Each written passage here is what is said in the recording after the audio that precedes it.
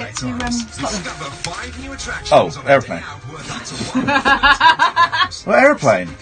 Driving up to Scotland? Jesus. Oh, don't talk Baltic. Well, I said I fancy a long drive tonight. I thought you could build up to Across one. the UK, online and on DAB. The incredible new sound of Talk Radio.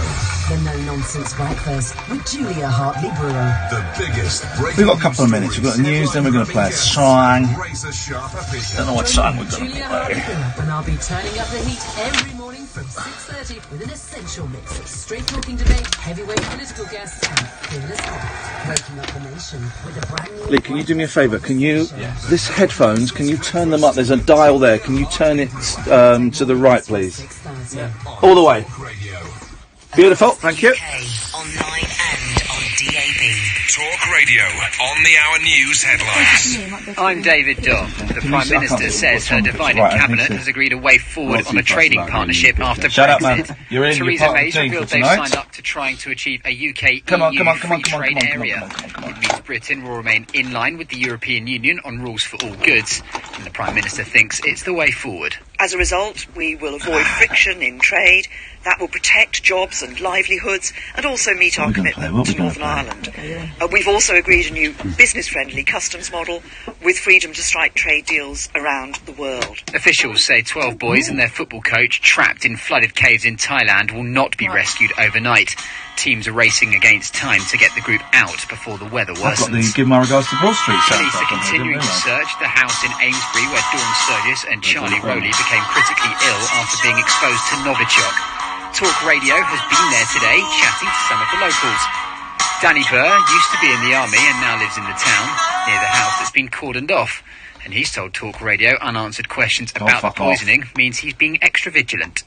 I am very cautious of what I pick up, who I look at, what I do everywhere I walk around. You know, it's a nerve agent that can't be seen. All you can do is take precautions and keep an eye out and, you know, have a good neighbourhood watch around the area. Come on. Chemical weapons expert Hamish de Breton Gordon has told Talk Radio any concern from local residents is completely understandable. Key thing the authorities need to tell us that they've got this item in their hand. And I think once we've got that confirmed, the public can breathe a bit of a sigh of relief, because I do appreciate their concerns, absolutely. There we go. You know, people like myself and other experts say, don't worry, you know, there's very little chance about getting ill, but there are cordons around... And very few controls here. This computer does the phone calls, so I can see the phones. This is my computer that I do Twitter and all my sounds The 16-year-old's appeared in court charged with the rape and murder of a girl on the Isle of Bute. The boy didn't enter a plea and has been remanded in custody. Alicia McPhail, who was 6, was discovered in Woodland on Monday.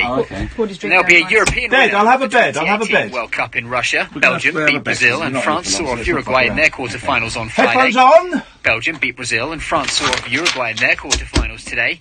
England meets Sweden tomorrow and Croatia take on hosts Russia in the other last 8 ties, with the winner of their matches to meet on Wednesday. And the weather, tonight mostly dry and clear, tomorrow dry and sunny for most, but cloudier across the far northwest.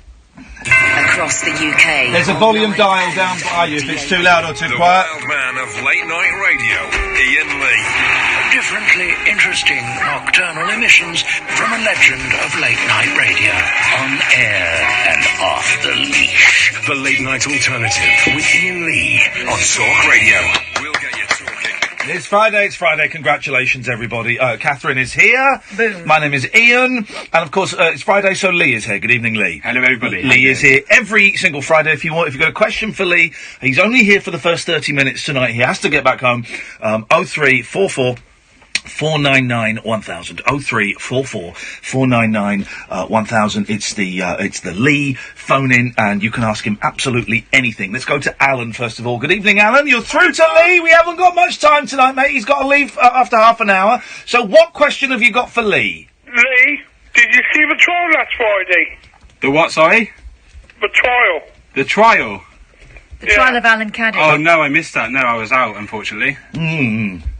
Well, it's on YouTube anyway. Okay. Yeah, no, I'll watch it. I will. What's your question, Alan? If you was on trial, what charges would you give against me? Well, that literally makes no sense whatsoever. Right, Shut up. But I'm going to ask him that. Lee, if you were on trial, what charges would you put against Alan? Alan?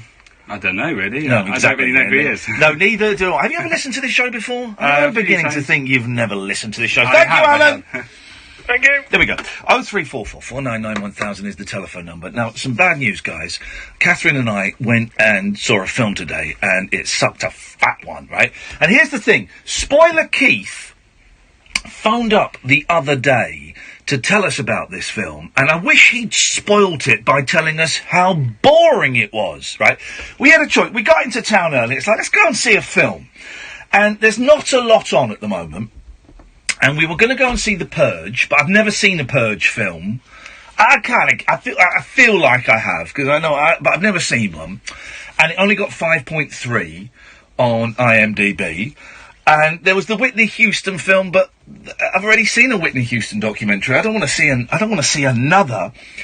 And there was the film about the designer man, Alexander McQueen, and I didn't fancy that. So we went and saw a film that gets 7.6 on the Internet Movie Database, Leave No Trace. And I'd heard a lot of good things about this film, predominantly from Keith, Spoiler Keith, and from the Internet Movie Database. Well, spoilers here, guys, but these spoilers will save you money.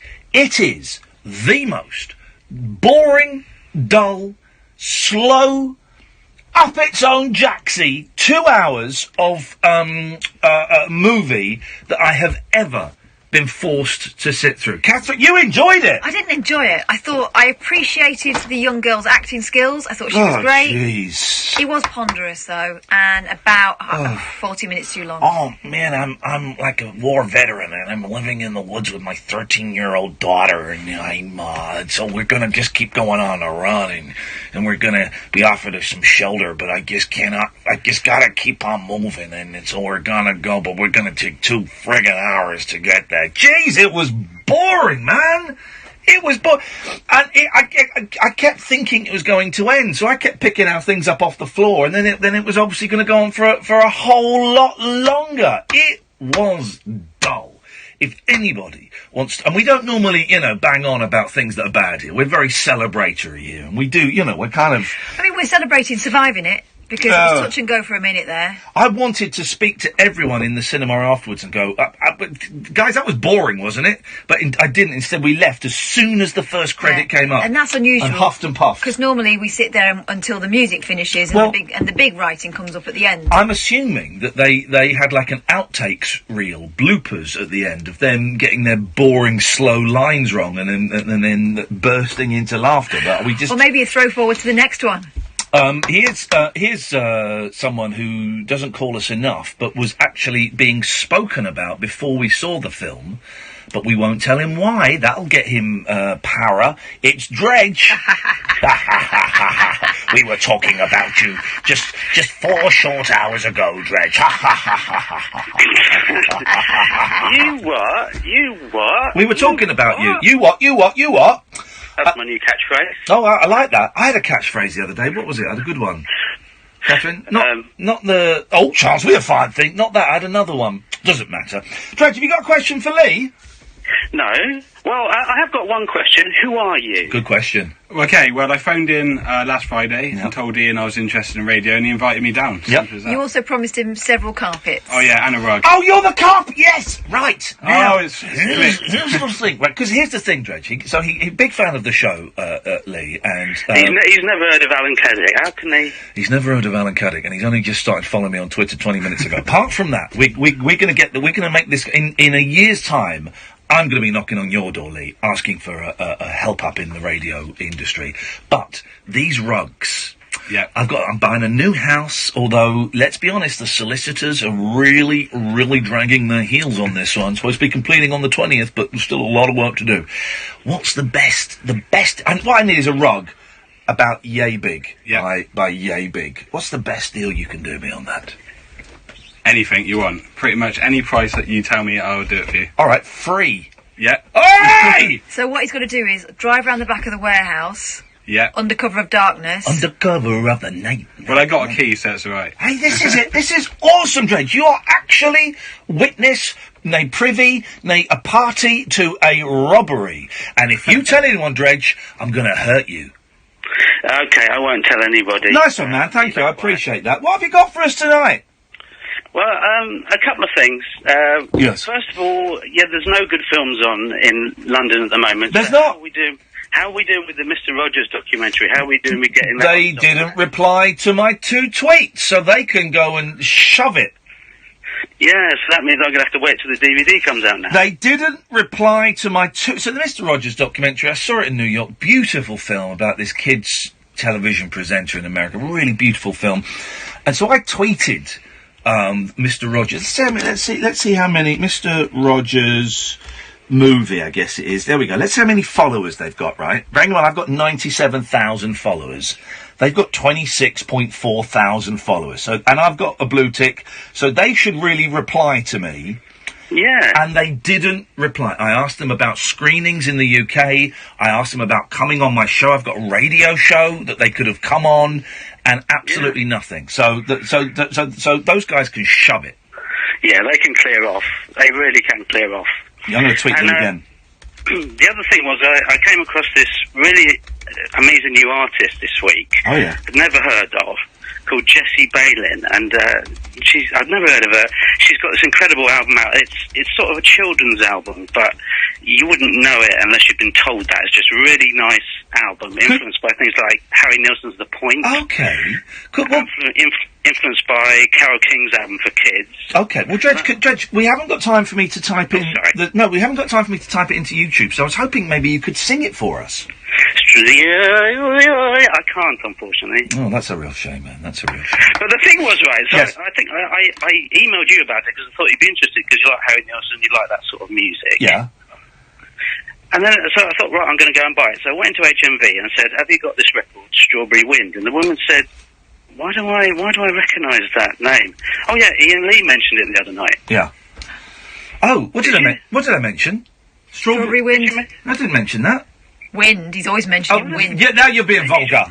Maybe you just mentioned wind. Yeah. Right, now you're being vulgar. Seconds after Catherine was vulgar. I started it. Yeah. Kath was the vulgarist firstest, and Dredge was the secondest. What do I win? Your first is the worst, second is the best. Oh, the dirty But then she said, oh yeah, I know Ian. Yeah, my name's Alice. I know Ian. Oh, I know Alice. Yeah, he's a friend of my mate Spencer's. Yeah. He used to be in a Japanese rock band. Yes, I did used to be in a Japanese rock band. Yeah, it's called Boomhauer X. So I was thinking, this is a bit weird, isn't it? So I've never heard of that, but, you know... So hang on, how did you start speaking to Alice, who I haven't seen for ages?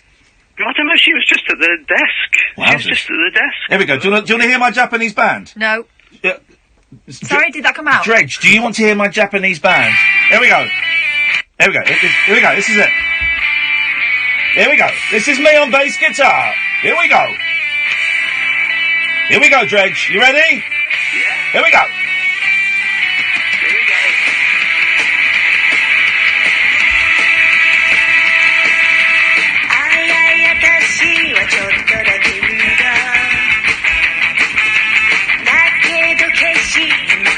Yes, man! That's really good. Here we go. You wait till the chorus.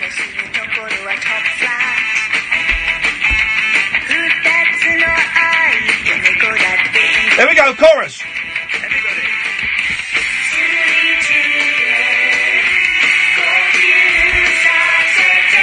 Ichiage, shitayo. There you go, mate. That's how you do it. I didn't know you could sing in Japanese. Yes, mate. Oh, I can do all of the languages. I can do all of them. That was my band. We had fun. That's great. That was really good. Thanks, man. Power pop, isn't it? I'm going to cut you off now. Bye. There we go. You're right about what you were saying about him earlier on. What? I mean... Oh, no, don't, because he'll get paranoid about that. You're outrageous.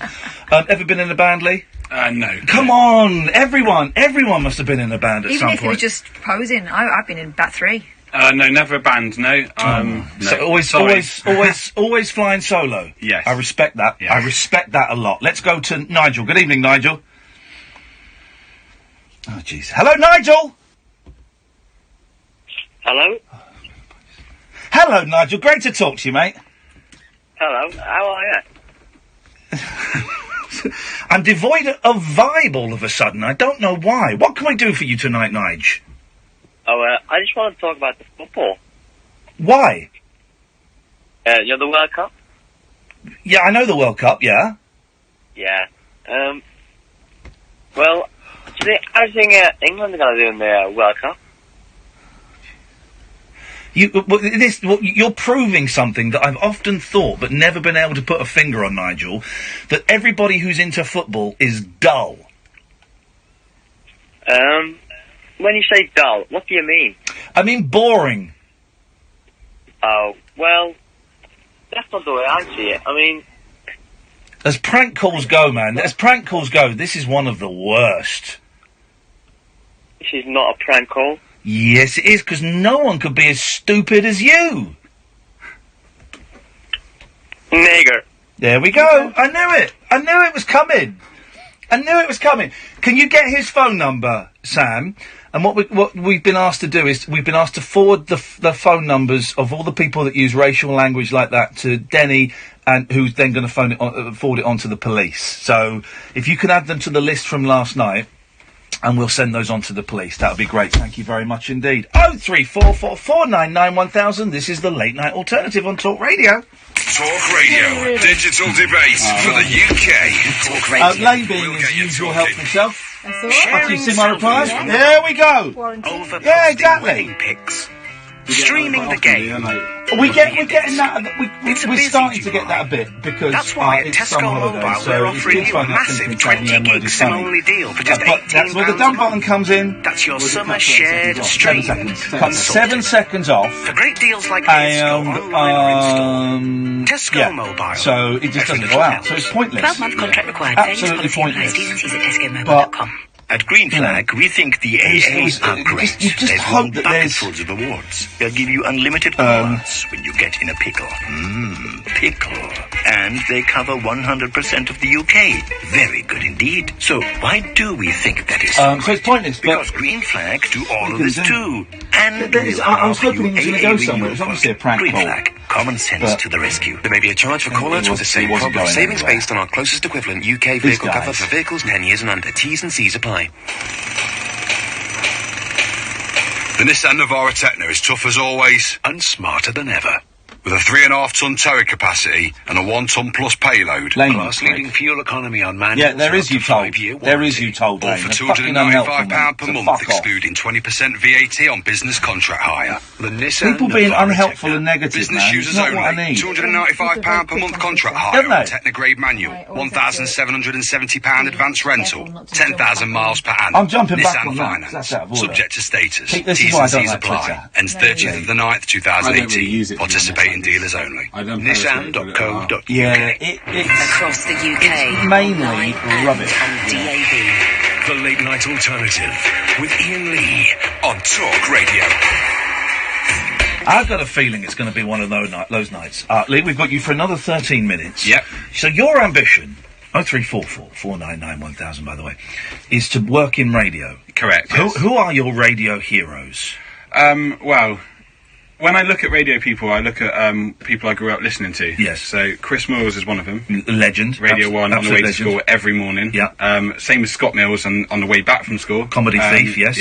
Steals everyone else's ideas and uses them as his own. Yeah, fine. But nowadays, there's not really a lot of people on the radio that you can listen to. I listen to you. Yeah.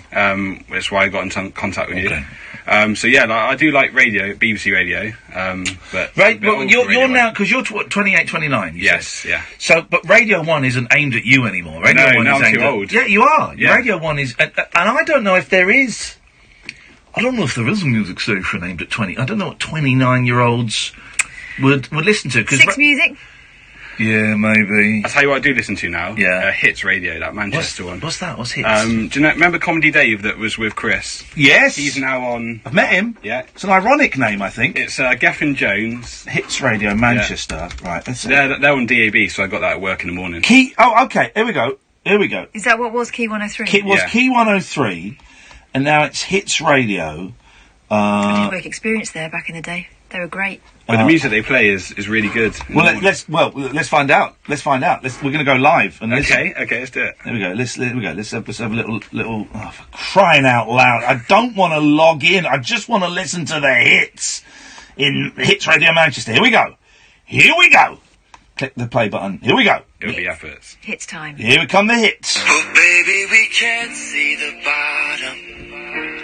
I just wanna dive in with you. Yeah. Oh, this is a nice chilled vibe, yeah? It is. This is a chilled Friday night vibe. This is another one of those sulky voices. Oh, this is great. Who is this singing, Lee? Oh, come on, man. Come on. Sam knows. Sam doesn't know. I know the song. They play it all the time. They're mixing it up. Here we go. Hey, this is great. I could do it. I've been listening to this crappy Beach Boys and Plastic Monkeys. I should be listening to this shiz, man. Yeah. And they do a link every morning. Yeah. It's called Every Day's a School Day. Yeah. And they get a kid in to tell them a fact. Okay. And it's just, I don't know, just good. I I love listening to it every morning. This is Cheat Codes featuring Demi Lovato. Is it? Yeah. Oh, I love it. That's the one. Thank you guys for being so up to date with your... I want to get a kid in to do a fact every night. Can we get a kid in? No, we're going to turn it on its head. What? No promises. Yes. Cheat Codes and Demi Lovato. Alrighty. Chilled. Friday, welcome our long lost friend. Hello, Carolyn, getting in touch. She says she's got a fun... Can we get a shout out? Right, this is it. How do I get a shout out onto this? I think you got to text them. Can you not tweet them? Tweet them. It's modern times. Well, what do I tweet? Right, so it's Hits Manchester. What is their Twitter? Let's have a look. It's quite new, so I don't know, to be honest. You'll have one. Hi at Hits Manchester. No, that's not. Hits Radio UK. Hits Radio UK. They're owned by Bauer, which is like a... We are Kiss listening FM, that lot. on our show. Can we get a shout out, please, to Ian, Kath, Lee, and the Talk Radio Massive? Many thanks. Okay, we've tweeted them. Let's see. They're not going to mention another radio station. Shut up, Catherine. I know how it works. You just don't know. We're mentioning Hits Radio Manchester. We'll get done for it. Get done. How can you get done for it? We're bucking. Can you? Sorry. No, well, if we do, Lee. Blaming you. If we do, mate, it's your fault. Yeah, give him my You're number. getting your first Ofcom before you've even started working in the industry, because I'm not... I didn't know that was allowed, or not allowed. Well, I'll be honest, I don't know either, and I'm finding out the hard way. But trust me, buddy, I ain't going down without a fight. You're going down. I'm going to throw you in front of the train. If you want to work in the industry, get used to being thrown in front of the train. First talent off then. Last one in, Right. first one out. So let's. Okay, we can't play their adverts because they've not paid to broadcast on a significantly larger platform, which is ours. But I'm really hoping. Can someone monitor Hits Radio Manchester for us? Right. And let us know. Here's the thing: we're assuming it's live. I mean, they'll pre-record. No. She was reading out messages. You can only read out messages if it's live. No. No, you can only read out messages if it's live. You don't know that? There's your next Ofcom, mate. I used to work in a similar station. I know exactly how it works. Yeah, there's your next Ofcom, mate. You screwed up. There we go. Let's just wait and see. Okay, Let's see what the next banging tune is. Dedicated to Ian, Lee, Kath, and to Talk Radio Massive. Yes, it's going to happen. Is it? It might do. It'll happen next week if she finds the Can message. someone... For goodness sakes, have a little bit of... put a little bit of heart and soul. Put a little bit of love control. A bit of hard and what? Not the spending. Outrageous. While we're waiting, let's go to Paul. Good evening, Paul. Ian, how you doing, buddy? I'm very, very well, mate. Thank you very much indeed. We're just waiting for our shout-out on Hits Radio. No probs. I'll happily retire if they do. Wow, he's going to retire! Yeah, so will I. Whoa! By the time they find the message, we'll be of age. This is incredible. Paul is going to retire. Wow, this has suddenly become a big money bet. Hang on. They've got a lot of adverts. Yeah, they have. They've got a lot of adverts. It's almost like, I don't know, the business model is working there. I don't know. I just don't know. What would you like to say, Paul? Well, I've got a proposition for you, man, if you're up for it. Oh, yes. Well, I've just recently in the middle of a divorce, so yeah, sure, why not? I'll try anything once. You know I'm in a band, or was in a band, and you've played us on your radio show, the Radio Boys. The Radio Boys. I love those guys. Well, yes. we had to finish about 4 years ago. Because our bass player, our bass player moved to Japan. Oh. And he's still there. Hey. He never came home. So he's in Osaka. I was wondering if we could kind of do like a bass player swap. Oh, Oh. Am I being asked to be in a band? If you're up for it, man. Have I got to audition? Not a chance. That was your audition tape just a minute ago. I mean, that was from quite a long time ago. Shut up, that means we lost it, sold out. It means I'm only back. Hey, listen, right, hang on. God, this is all getting a little bit confusing now because I've got so many windows open. What I'll do, hang on, where are you based? We're in Cardiff. It's miles away. Bit of a commute. Can you come to my new secret location near Aylesbury? Yeah. Oh. Do you know what, Paul? How old? Can you do it on Skype? First of all, let's cut to the chase. What age are you, Paul? Oh, well, I'm 35, man. Too young. Too young. I can't hang around with a bunch of men in their 30s. I can't do that. I'm 40. You love it, man. You fit right in. Hang on. Here we go. She's gone to a song. Oh, jeez. Yeah. Probably because she's a tape. She's not a tape, man. She's not a tape. That's outrageous.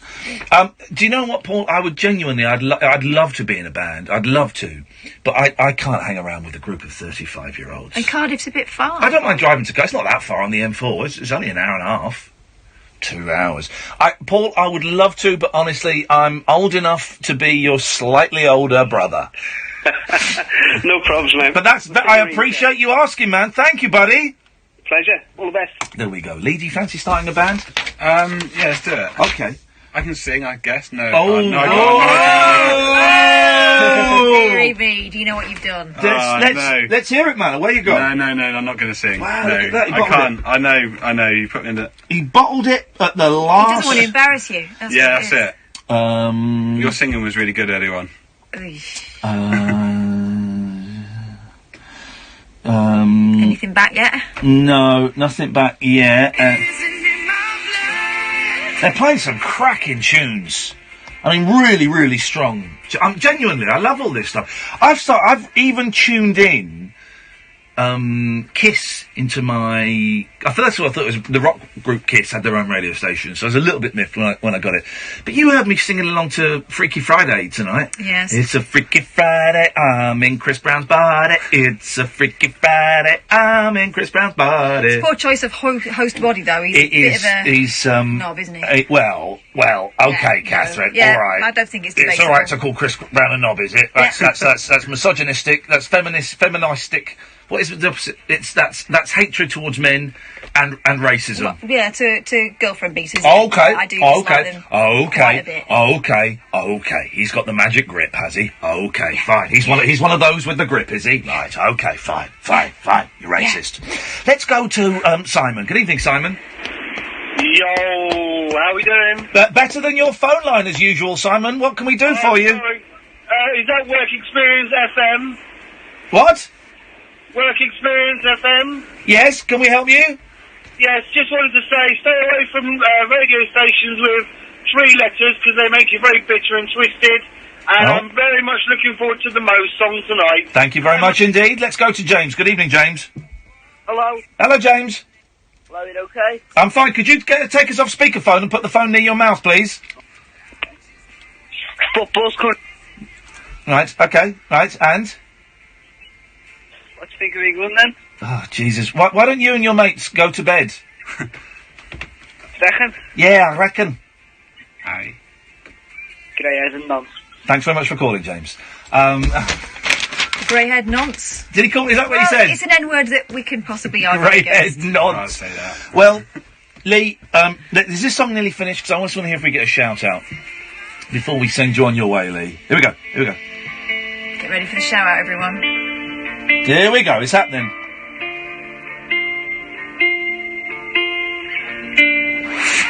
Hits. Chilled. Hits Radio.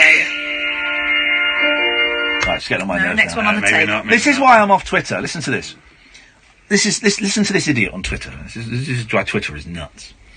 Are your guests a certain type of millennial leftists, Iain Lee? Their anti-Trump stance is immature. What? Have we mentioned... You've not mentioned him. Have we mentioned Trump? Not at all. But very mature of him to pick an argument we're not having.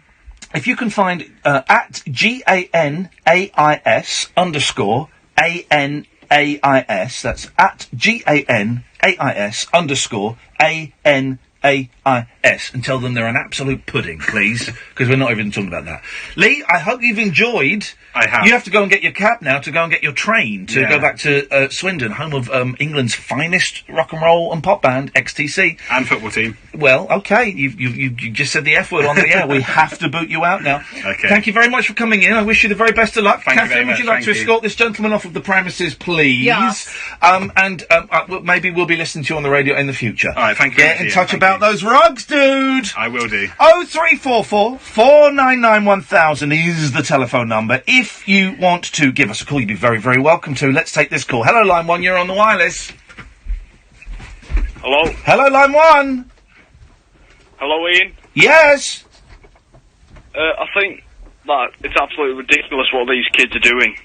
Bringing you up. I do as well. Thank you so much. This is the Late Night Alternative on Talk Radio.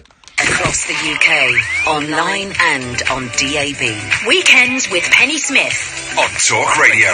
I'm Penny Smith. Join me on Talk Radio for the perfect weekend breakfast. I'm going to be reviewing the papers, taking a look at all the best new film, book and theatre releases, and I'm going to be chatting to a whole host of celebrity guests, live in the studio. Weekends with Penny Smith.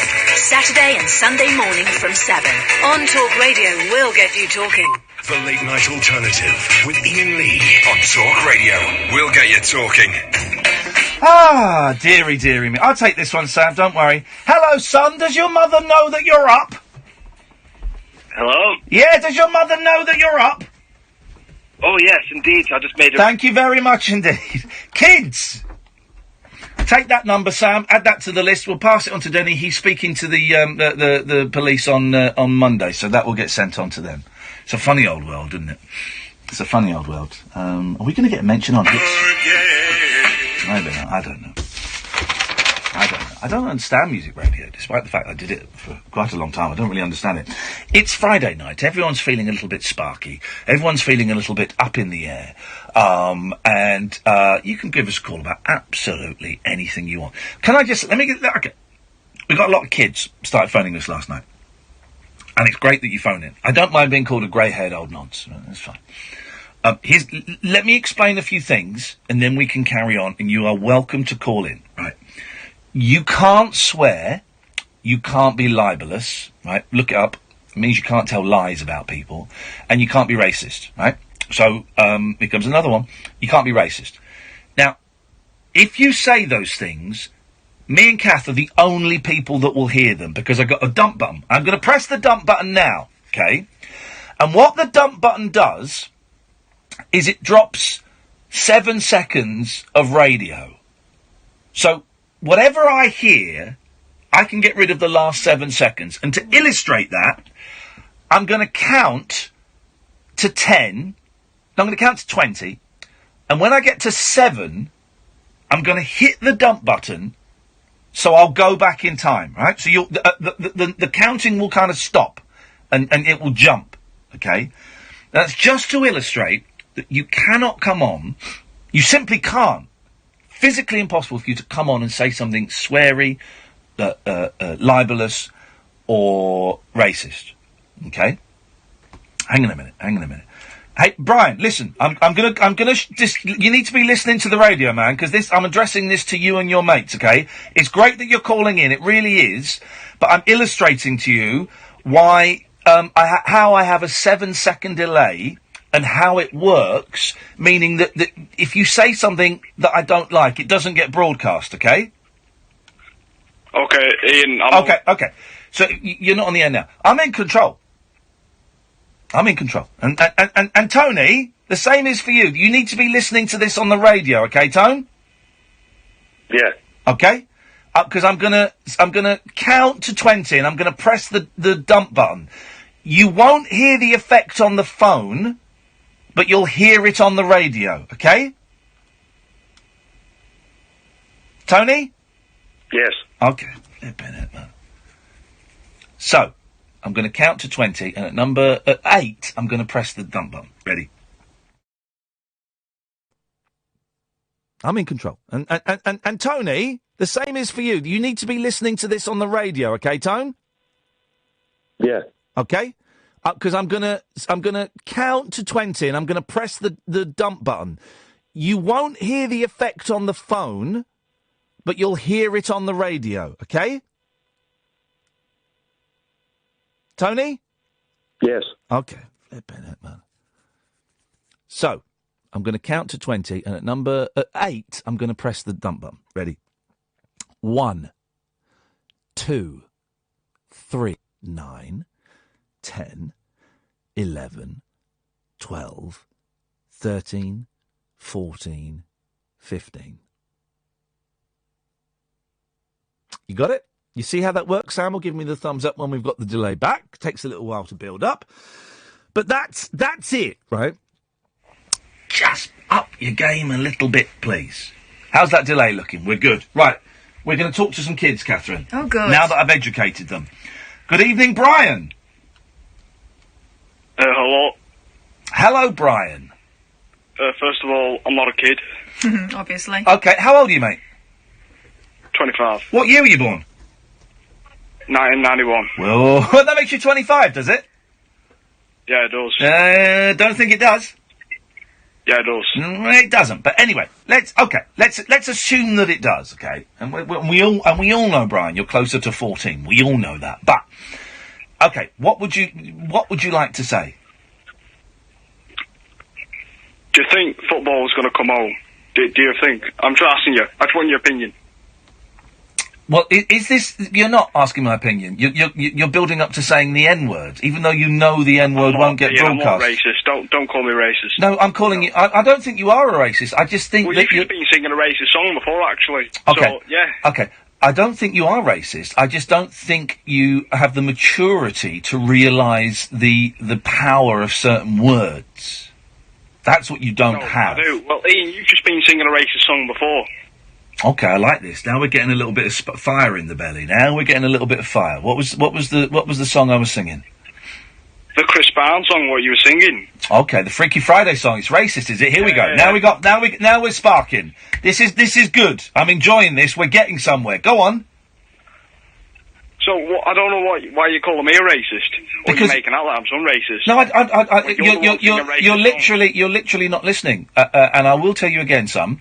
I don't think you're a racist. I think you don't understand. Oh, we've got 4 of your mates on the line. This is great. So my mates are on the line. I don't think so. Yeah, they are. I don't think so. Go on. Okay, so you think?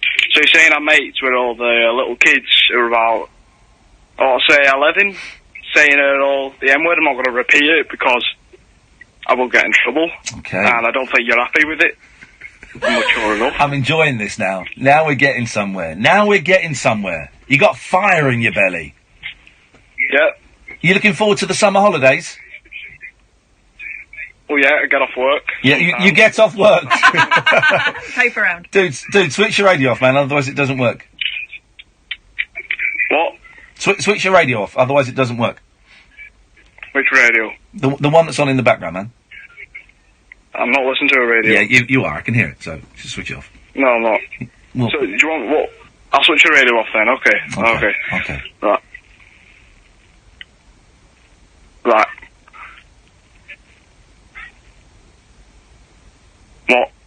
What's your problem then? How do they deal with mental health issues at your school? Well, you've got mental health problems. I mean, you've come out and said. Yeah, I have. Well, depression is a myth.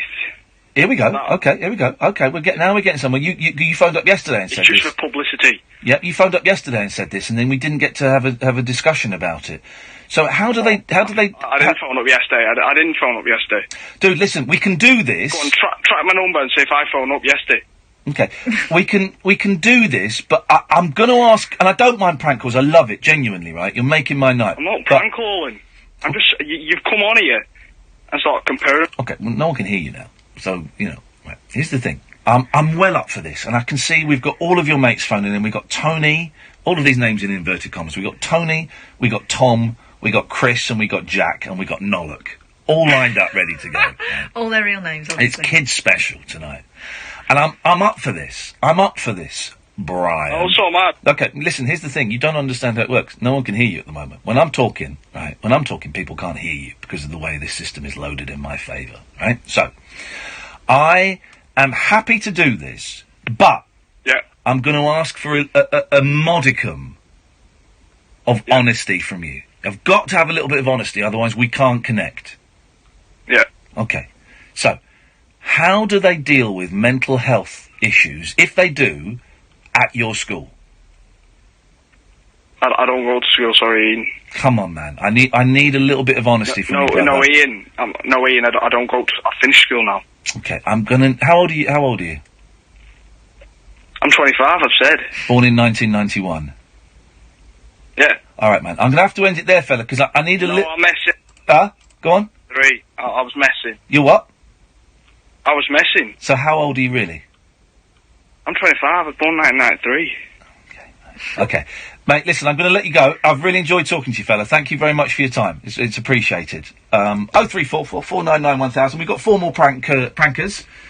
I mean, the loosest sense of the word. Lined up. I'm enjoying this. No, this is good. This is good. This is young people. This is kids getting involved in what is perceived by many as an old person's format. This is great. This is what I used to do. Yeah, but I wish they put their backs into it a bit. I do as well, and I think we can knock these guys into shape. So Tony might. Okay, yeah, right. Thank you, Tom, Chris, and Jack. We'll get you in a little bit, guys. Just make sure your parents know you're calling in. This is Talk Radio.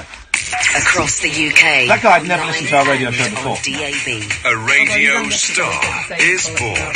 No, I'm talking about Talk Radio.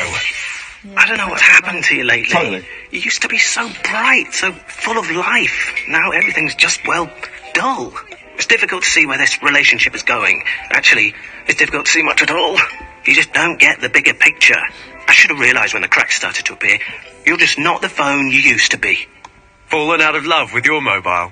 The new Samsung Galaxy S9 features astonishing resolution on a razor-sharp infinity display. And right now at Carphone Warehouse, you can save £200 on the Samsung Galaxy S9. Available on selected 24-month contracts, £36 per month. No upfront charge was £239.99. T's and C's apply. Visit carphonewarehouse.com for details. Offer ends 11th of July. And there's Mike Simmons onto the forecourt, approaches the T-Rock, but picks out the Tiguan, looking at a 7-seater Tiguan all-space now. He spies the Touareg, promising, but he's leaving it late. A quick exchange with the Volkswagen salesman, and yes, Mike Simmons is the proud owner of a brand new Volkswagen Touareg. The Volkswagen SUV event from the 1st to the 15th of July. Save £500 on top of existing offers when you test drive any SUV. Just make sure you get there before the final whistle. Offer available on the retail on the road price for Volkswagen SUVs when test driven and ordered between 1st and 15th July. Delivered by 15th August 2018. Except the new Touareg, which is to be delivered by 31st October 2018. Retail customers only. Are you seeing this? If I bet £5 on any Bet Your Way market on the England game, Betway will give me a £5 free bet. With Bet Your Way, you can combine anything you like. Cards, corners, goal scorers, and goals! And here I was thinking the World Cup couldn't get any better. A £5 free bet. Betway, for the love of the game. Single bets at odds of evens or over. 18 plus. T's and C's apply. BeGambleAware.org. Greetings, Earthlings. We come in peace. We wish to communicate with your leader. I'm Howard Hughes. Join me this Sunday night from 10 for a trip into the outer limits. Untwist the lid on Talk Radio's specimen jar of the psychic, the supernatural, and the simply unexplainable. The Unexplained with Howard Hughes. Sunday night from 10, Earth time, on Talk Radio. Late night conversation, wealth, losing sleep over. The late night alternative with Iain Lee on Talk Radio. We have ways of making you talk. Hey, which plucky patriots are going on the Free Tommy March tomorrow? Are you going on the Free Tommy March tomorrow? Tommy Robinson? Free Tommy Robinson? Nah, a bit busy. Sam, you going to go on the Free Tommy Robinson March tomorrow? No. Neither are the organisers of the Free Tommy Robinson March. You want to know why? Football. Football's on. Oh, well, priorities. You thick, racist idiots! You absolute bellends! We want Free Tommy Robinson and we will do anything to get it. We're having a march on... Football's on. We'll have it at some point in the future. What do we want? Free Tommy. When do we want it? Well, let's not be stupid about it. Could go into extra time and then penalties, so maybe we'll do it in a couple of weeks. Let's see. You absolute thick, racist, stupid, fascistic, homophobic, xenophobic, Islamophobic idiots. Everybody who supports that man and wants him freed is an absolute bellend of the highest order. And here we go. I hope England lose, just to spite Tommy Robinson and his thick racist drones. There we go. I'm going to be wishing and willing and keeping my fingers crossed that England lose tomorrow, just to upset the Robinson EDL fanatics. That's what I'll be hoping for. Evening, Tony. Yeah, hi, Ian. Hello, Tony. We'll get to the kids in a minute. Let's deal with the grown-ups. Let's deal with the men first. What have you got for us? Me? Yeah. Yeah. Yeah. It's about Brexit, really. Just whether, we should do it or not do it. Okay, okay, what do you think? Oh, me? I was just being, sort of asking.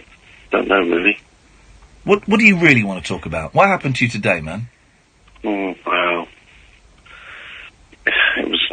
Anyway, no, I'm not talking about that. Let's talk about someone else. Well, let's not talk about Brexit, because you don't want to talk about Brexit. Not really. No. But you thought that phoning up and saying you wanted to talk about Brexit would somehow get you a connection with another human soul that you'd been so lacking all day. Yeah, I think so. I'm sorry you've had a really bad day, man.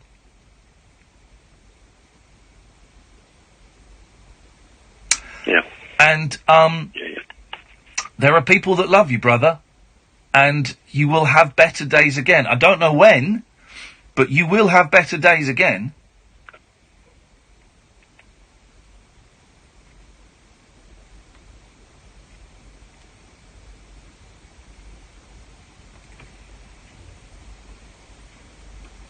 You still there, Tony?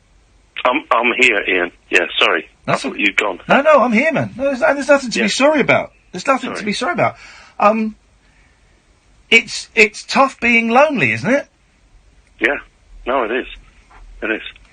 And I identify with that. Possibly not on the same scale as you, but I identify with the loneliness, and I can hear it in your voice. And for me personally, let me share where I am personally. I've been in a very, very long, dark tunnel with the divorce and with, moving out and living in a horrible flat, and I cracked the sink the other day. It's going to cost me all of this stuff. But I've got a light, right? I can finally come round the bend, and I can see a tiny little light at the end of the tunnel. And when I get to that light, there's probably going to be another tunnel, if I'm completely honest. But I know that the misery I felt 3 months ago, it has passed significantly, and I'm going in the right direction. And I think that you're heading in the right direction. You just don't know it yet. That's nice. The funny thing is, Ian, I feel scared. Do you know what I mean? I just feel, I don't know, just weird about the whole thing.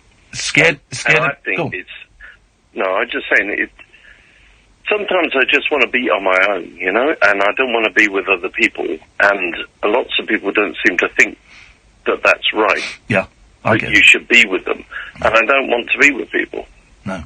I just want to be miserable. Yeah, that's okay, and that's valid. That's a valid thing, and a valid position to want to be in. What I hate is people looking at me thinking, you are miserable. I think I am miserable, but I think I'm miserable because of the shit that's happened. Sorry. That's right. The stuff that's happened up to now has made me feel like I feel. Yeah. But I think that that's kind of okay. It is okay. It's okay to feel miserable. Yeah. It's okay. And maybe maybe the people around you,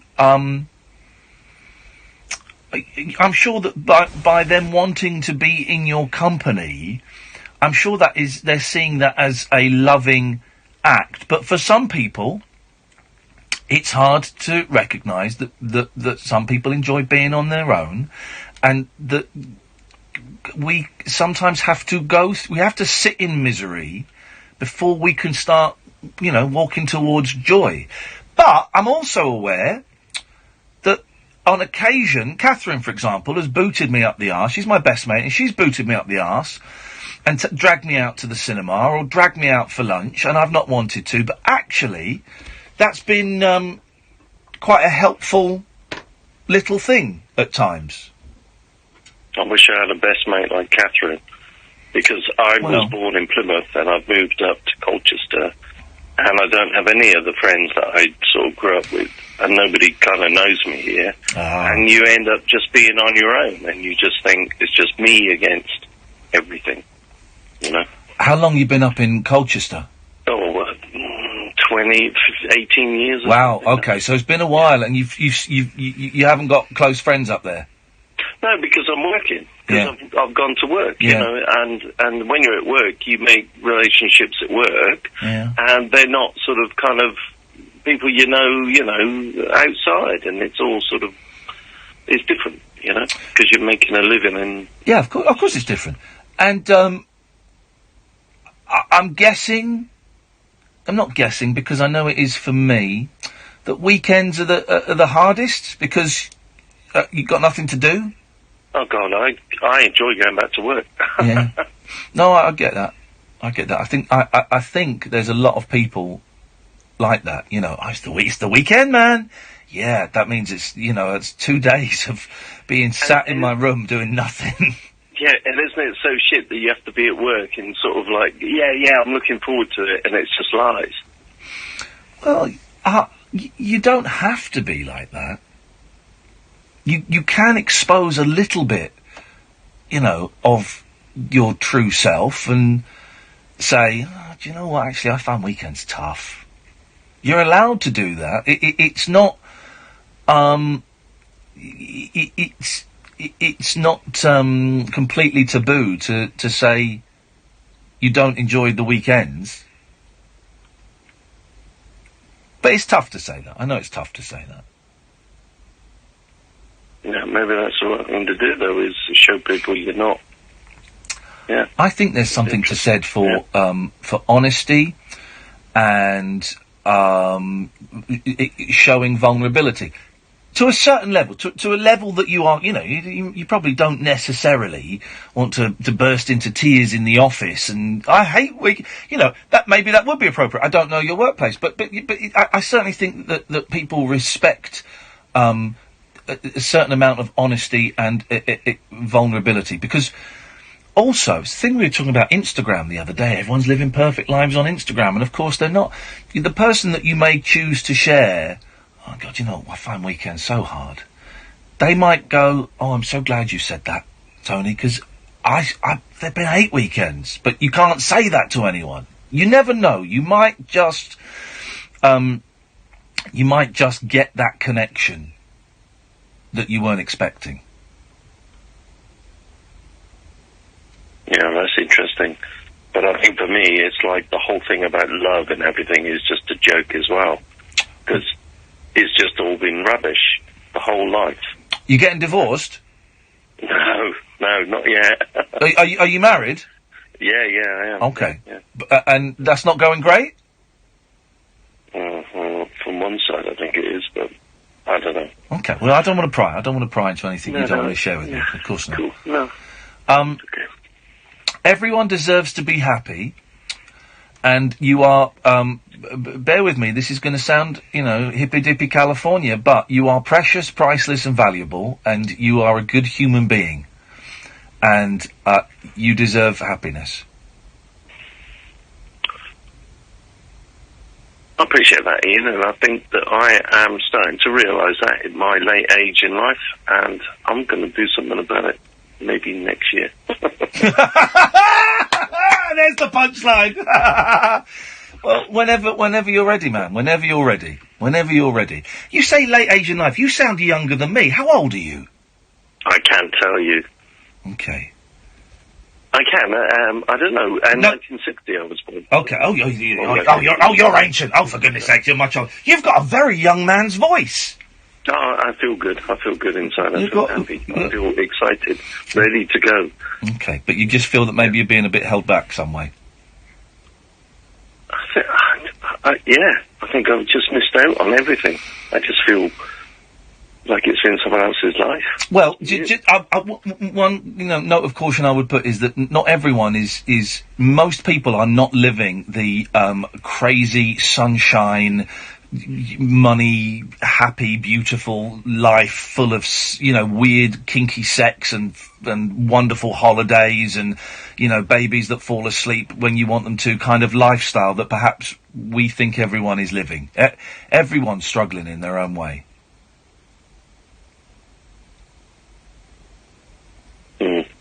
Tony, you're a good man. It'd be good to talk to you again. And I don't know how long you've been listening to this show, but you don't need you don't need an excuse to phone in. You can just phone in and just hang out on the phone for a bit if you want. You don't need a typical phone-in radio trope like Brexit or anything. You can just phone in and just hang out.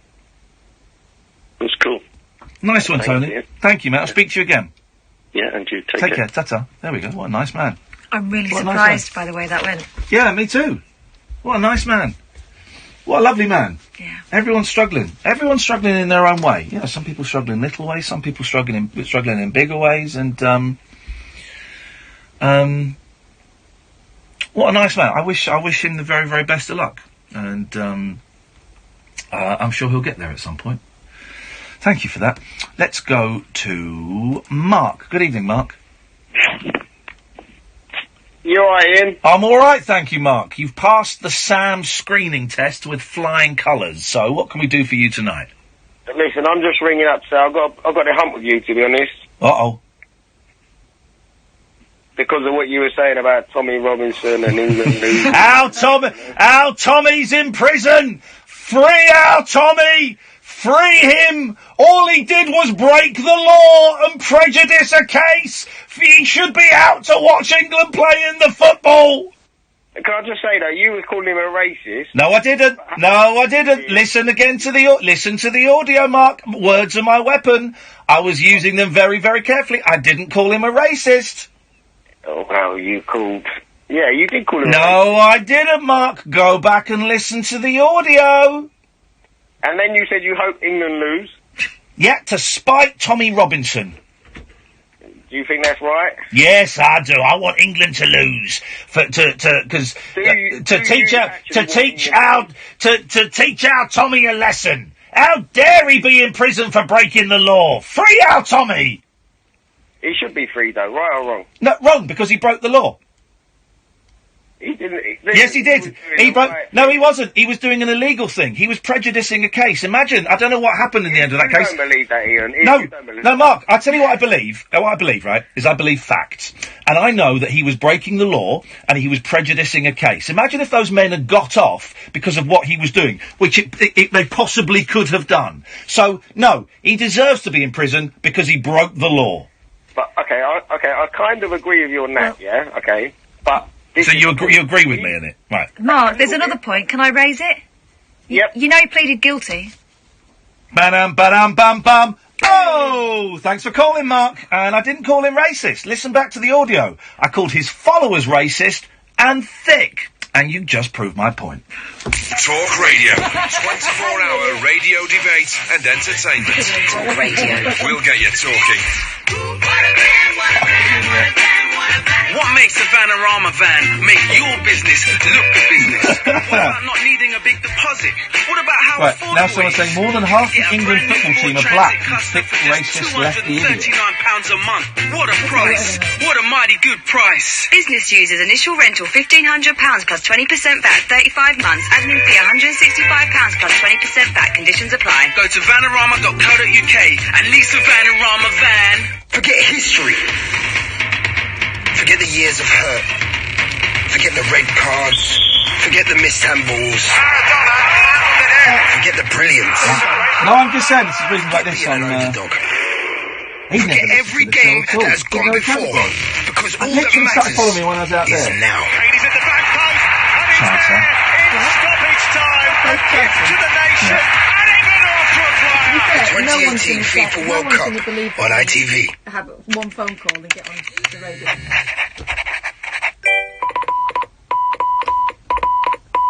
It doesn't matter how our customers feed back to us, but it matters that we listen, which is why we've added the new Ford Transit Courier to the Transit range. It's still as hard-working, versatile and reliable as the rest of the Transit range, but is now available with a new optional 6-inch colour touchscreen, voice control, DAB and sat-nav. So whether you're delivering sourdough to Swindon, T-shirts to Tooting, or doing plumbing in Perth, the Transit Courier can carry your business further. With No business beds. demands, we deliver. You beautiful boy. Ford.co.uk. Do you want to Ford. No! Together, we go further. I'll have Across the UK, online and on DAB. Talk Radio on the hour news headlines. I'm David Dom. I love sausage. Brexit plans agreed by Theresa May's top team would see the creation he's of a great new at UK spotting the European pranks. Union He's got 'em all free keyed trade up for me. area. Good. And he The proposals spotted that see last Britain call was agreed to genuine. remain in line with many. Yeah, exactly. But the country could Totally got it. And we'll just keep them waiting for hours. Future.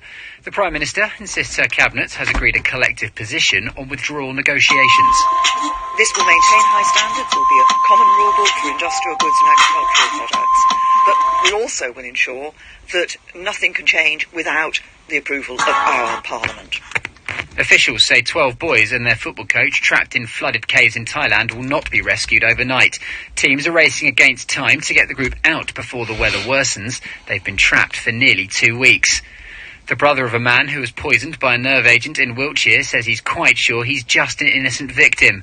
Charlie Rowley and Dawn Sturgis are both in a critical condition after being found in Amesbury, as both were exposed to Novichok. Detectives think they may have picked up a container used in an attack on a former Russian spy and his daughter in March.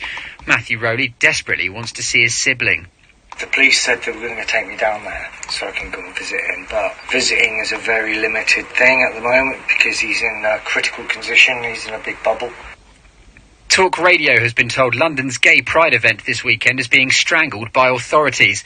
Numbers for the march have been restricted by the Mayor of London, but LGBT campaigner Peter Tatchell has told us limiting attendees is anti-LGBT and discrimination. The London LGBT Pride Parade is one of the smallest in the Western world. In Berlin, Paris, Madrid, they have 1 million or 2 million people. Ours is 30,000. That is pathetic. Pathetic for a great city like London. Rail bosses are hoping a third new timetable being introduced later this month by Thameslink and Great Northern will provide a more reliable service. The latest change will see some services cancelled, but there will also be around 200 more daily trains.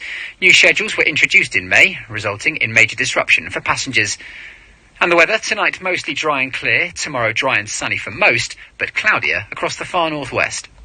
The Late Night Alternative with Iain Lee on Talk Radio. We have a bit of yacht rock there. 0344 499 1000. I think we've got two streams of people phoning in. Teenage prankers and racist wankers. Oh, now. So we've got both those kind of either side. There may be a Venn diagram Okay. where there is some in the middle.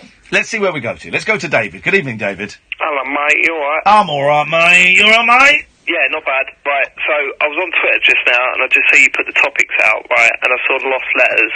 Yeah. And I've got one for you. Oh, we go. Go on then. I just want to know what you do, right? Because we had this family friend, like the sort of person that was always around when you were growing up. And, you know, it was a couple, but one of them died, and then there was just one left. It was the fella. And he turned around to... What are you laughing for?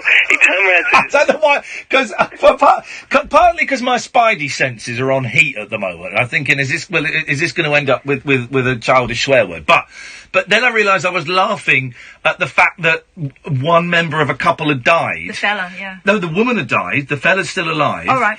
And then I started laughing because I was laughing at how insensitive that sounded. And then it got family friendly and I know. respectful, yeah? Oh, it's Elmo. Yeah, of course it is. Oh, it's. So this is real. So rewind, retract. Fingers on the dump button, guys. This could get it's professional games reviewer. You're fine. I've had a beer, but I'm fine. This guy trolls me online, right? This guy. Let's just get this straight before we get to the call. We will get to the point of your call, right? This guy is the reason I quit Twitter, right? This guy here, David Elmo Turners, and I'll give you his phone number as well if you want, because it got to a point where I would tweet things, and this guy would then either do a video of him reciting my tweet in a very sombre, serious way, or singing my tweet. And so I just thought, you know what? I've got mental health issues, and my mum is in a wheelchair. She has a debilitating disease, and my mental health sometimes takes me to a very dark place. I don't need this in my life. I don't need someone doing Shakespearean recitals of my singing my tweets. So I'm out. I, however, found it hilarious. Right. Thank you. Yeah, at David Turner's on Twitter if you want to thank me for that. Can everybody, and I don't normally do this, okay, I wouldn't normally do this, but at David Turner's, if everybody can send him dick pics, please. What, even me? Everybody send at David Turner's dick pics, please, because it's the only thing that will teach a troll like this that their bullying, their cyber stalking is not welcome in any environment. Let's get to the we'll get retweeted. Anyway, she was dead and the fella was alive, right? So it's a quick catch up for everyone. He turns around to my mum, and this is, I swear this is true. Turns around to my mum, gives her an envelope, and says, "When I die, burn it." Whoa! Yes. This is great! I know. Of course, she opened it immediately he left, didn't she? Right, so she tells us that the moment he passed away, she put it on the fire. She didn't open it, right? And I'm just wondering, because, I know that I couldn't do that. There's no possible way. My phone's buzzing as well, and I'm not looking at it because I don't want to look at dick pics. I could not, I could not put that on the fire without looking at it. Also, right, if I did read it, I would then burn it and then tell everyone I know that I definitely burned it and didn't look at it. Well, first of all, here's what I would have done, David, and I've kind of given it away a little bit. As soon as the guy left, as the guy was closing the door, I'd be steaming it open and having a look. Then I would take pictures of it and WhatsApp it to my friends Catherine and Scott, and then probably my sister. And then I'd tweet it. Yeah, and that would have been. But he wouldn't have even got the key in the front door of his house before that was everywhere. I couldn't do that because what if there was something in there that was totally change your opinion of them, and they'd know instantly. You walk into their house the next day and you just be like, "Did you read it?" No. There's no getting around. By the way, I know from personal experience. That's a great impression of your mum. But does she usually say no to you? Yeah. Let's never get into very, very shady territory. Come on, guys. No, she says no when I go to offer the money. Now, right, okay, that's rude. So here we go. It's like doing stand-up in the late 90s again. Here we go. So your mum has got incredible, and we're going back to the letter, not to the previous one. Your mum's got incredible willpower. Either that, or she is a massive, massive liar. Right, and that's the thing, right? I love my mum, but I'm pretty sure she's lying. I'm pretty sure she's lying about that. There's no way. She's one of these people that sits in the front room and just constantly looks out the window at other houses and seeing what's going on. Right, so there's no way she hasn't read that letter, and I'm dying to know what's in it, but she will never tell me, and that's infuriating. This happened probably about 10 years ago now, and it's all I've thought about. 10 years straight. And he's got a kid as well. Doesn't even think about the kid. The kid goes hungry. Right. What are your top 3 theories then? Right, okay. So they were close family friends because they couldn't have kids, right? Yeah. So I'm thinking that they either did have a kid or they adopted a child, and there was some sort of details of that in there. Bit serious, not very funny, but it's got to be there's a kid somewhere. Yeah. Second theory is a picture of his willy, but that was not my theory. That was someone else's theory, and that's been playing on my mind because it could have been. You can go to Twitter now and relive that moment. Yeah, I don't know why that would be that, but I haven't got any more theories. It was either the willy or the child. What about if it was this? Yeah. He's always been madly in love with your mum. No, but he told her to burn it. Have you listened to David's boring story? Yeah, wouldn't he ask her to open it when he died? Or maybe he thought he knew she'd open it. And then burn it. Why is that any different from a willy picture anyway? I mean, that's the thing, right? Well, love and willies don't always go together. I don't know about that. well, Pride is coming up this weekend, and we saw the Lady Diva stage, so no, it doesn't... But fair point. Why didn't he, instead of giving it to your mother, why didn't he just burn it? Yeah, why didn't he just burn it? It had to be something that he needed, he might have needed before he died. I need to speak... I genuinely, David, this isn't even a thing. I need to speak to your mum. I mean, I could ask her. Ask her. I mean, I can't. She's probably asleep. Oh, no, I'm not going to phone her up now. I'm not blooming Chris Moyles. I'm not going to phone her up. Hey, come on, what was it? No, lads, I'm not going to do that. I'm prepared. But listen, I'm prepared. I can. She's an older lady, right? She's in her what? Late 50s, 60s? Something like that. Yeah. I honestly can't. I don't know. Catherine will know this because she's seen me in action. The older ladies love me. They love me. I get them wrapped around my little finger because I call them love. All right, love. He calls it his little finger. Go on. You just got done, mate. You just got done. You just got to accept it. On the weekend of Pride, I just got body shamed, and you laughed. So there's only one winner here, and it's this guy. It was funny though. All right, man, I'm cutting you off now because you're a bellend. Thanks for that. Listen, at David Turner's if you want to send him abuse. Let's go to Erin. Good evening, Erin. Oh, hi, Ian. Hello, Erin. What have you got for us tonight? Okay, so basically I work in a charity shop on a Sunday. Okay. And, have done for about 2 years. Yeah. And it got me thinking recently, just as your show has regular callers, yes. I have regular customers. Oh, do you? That's good. That's sort of... I always think that's a nice part of the job. And do they, because here's the thing, I like going into charity shops a lot, but I tend to, if I'm on my own, I look at the CDs, might look at the DVDs, and I look at the vinyl, and then I'm out. But I kind of go in, straight to the CDs, it takes me 30 seconds, and then I'm out again. Do you get people that come in and spend, maybe an hour or so perusing? Yeah, sometimes. Yeah. I feel like I think I'd be like you, but a lot of people do spend a lot of time in there, which is nice. Yeah. But that made me think. I wanted to ask both of you. Does speaking to effectively strangers on the radio help your confidence? Because I feel like speaking to customers in the shop has really helped my confidence. That is an excellent question.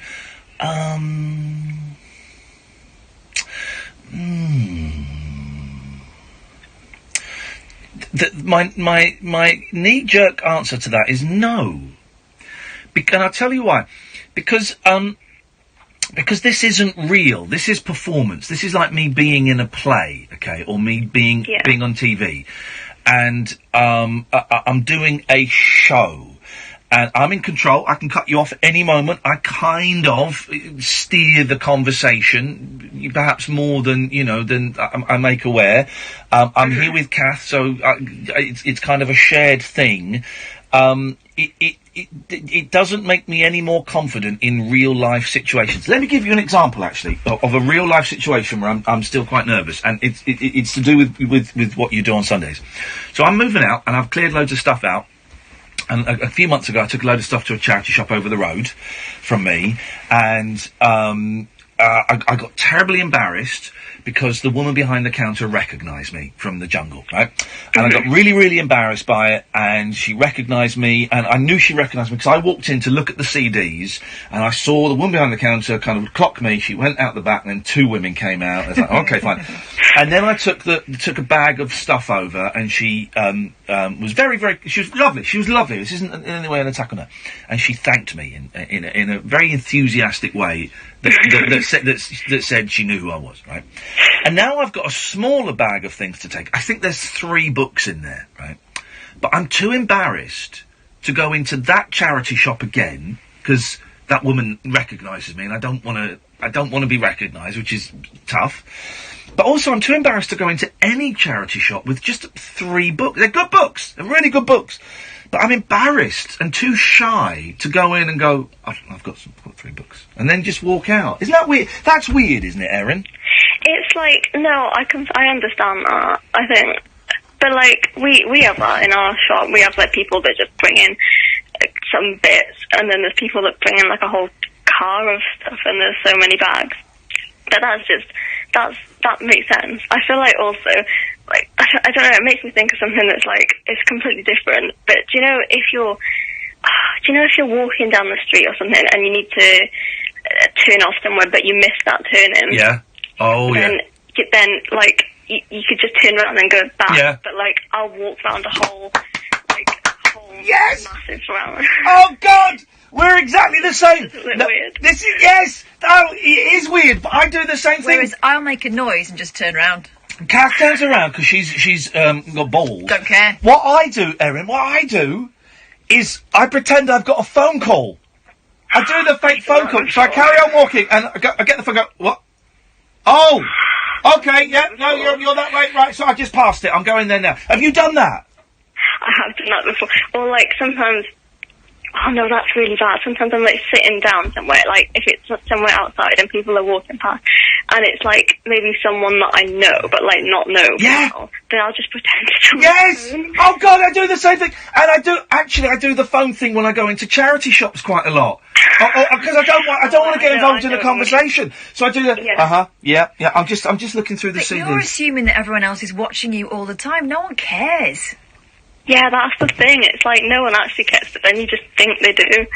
Well, yes. Everyone's trapped in their own stuff. Well, yes, but although it's worn off massively, for a few months after the jungle, everyone was pointing and staring and coming up and asking for selfies and stuff that is wonderful and is fabulous and is ridiculous and is silly, but also makes me want to shrivel up and die. You know, it's worn off now, and I hardly get it at all. But I do still get it a bit, you know, so mine isn't the But you did it before, so don't blame it on that. Erin's obviously a lunatic. This woman's completely bonkers. My paranoia is based in some reality. Do you nickel the best stuff? Come on. I have done that before.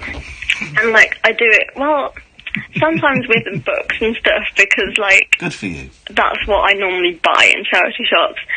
And I remember before we had an offer of, like, 3 for £1, and I was like, that's too good. It was too good. I'm having some of that. Erin, listen, I've got to go because I'm late for the ads. Nice to talk to you. Thank you for the call. Oh, thank you. Bye. See you later. Bye-bye. There we go. Well, it's nice to find other people who are as bonkers as me. Ray, James, Nigel, Chris, Jack, Sean, stay there. We'll come to you in a bit. 0344 499 1000, the late night alternative with Iain and Kath on Talk Radio. Talk Radio. Digital debate. Two of the kids bottled it.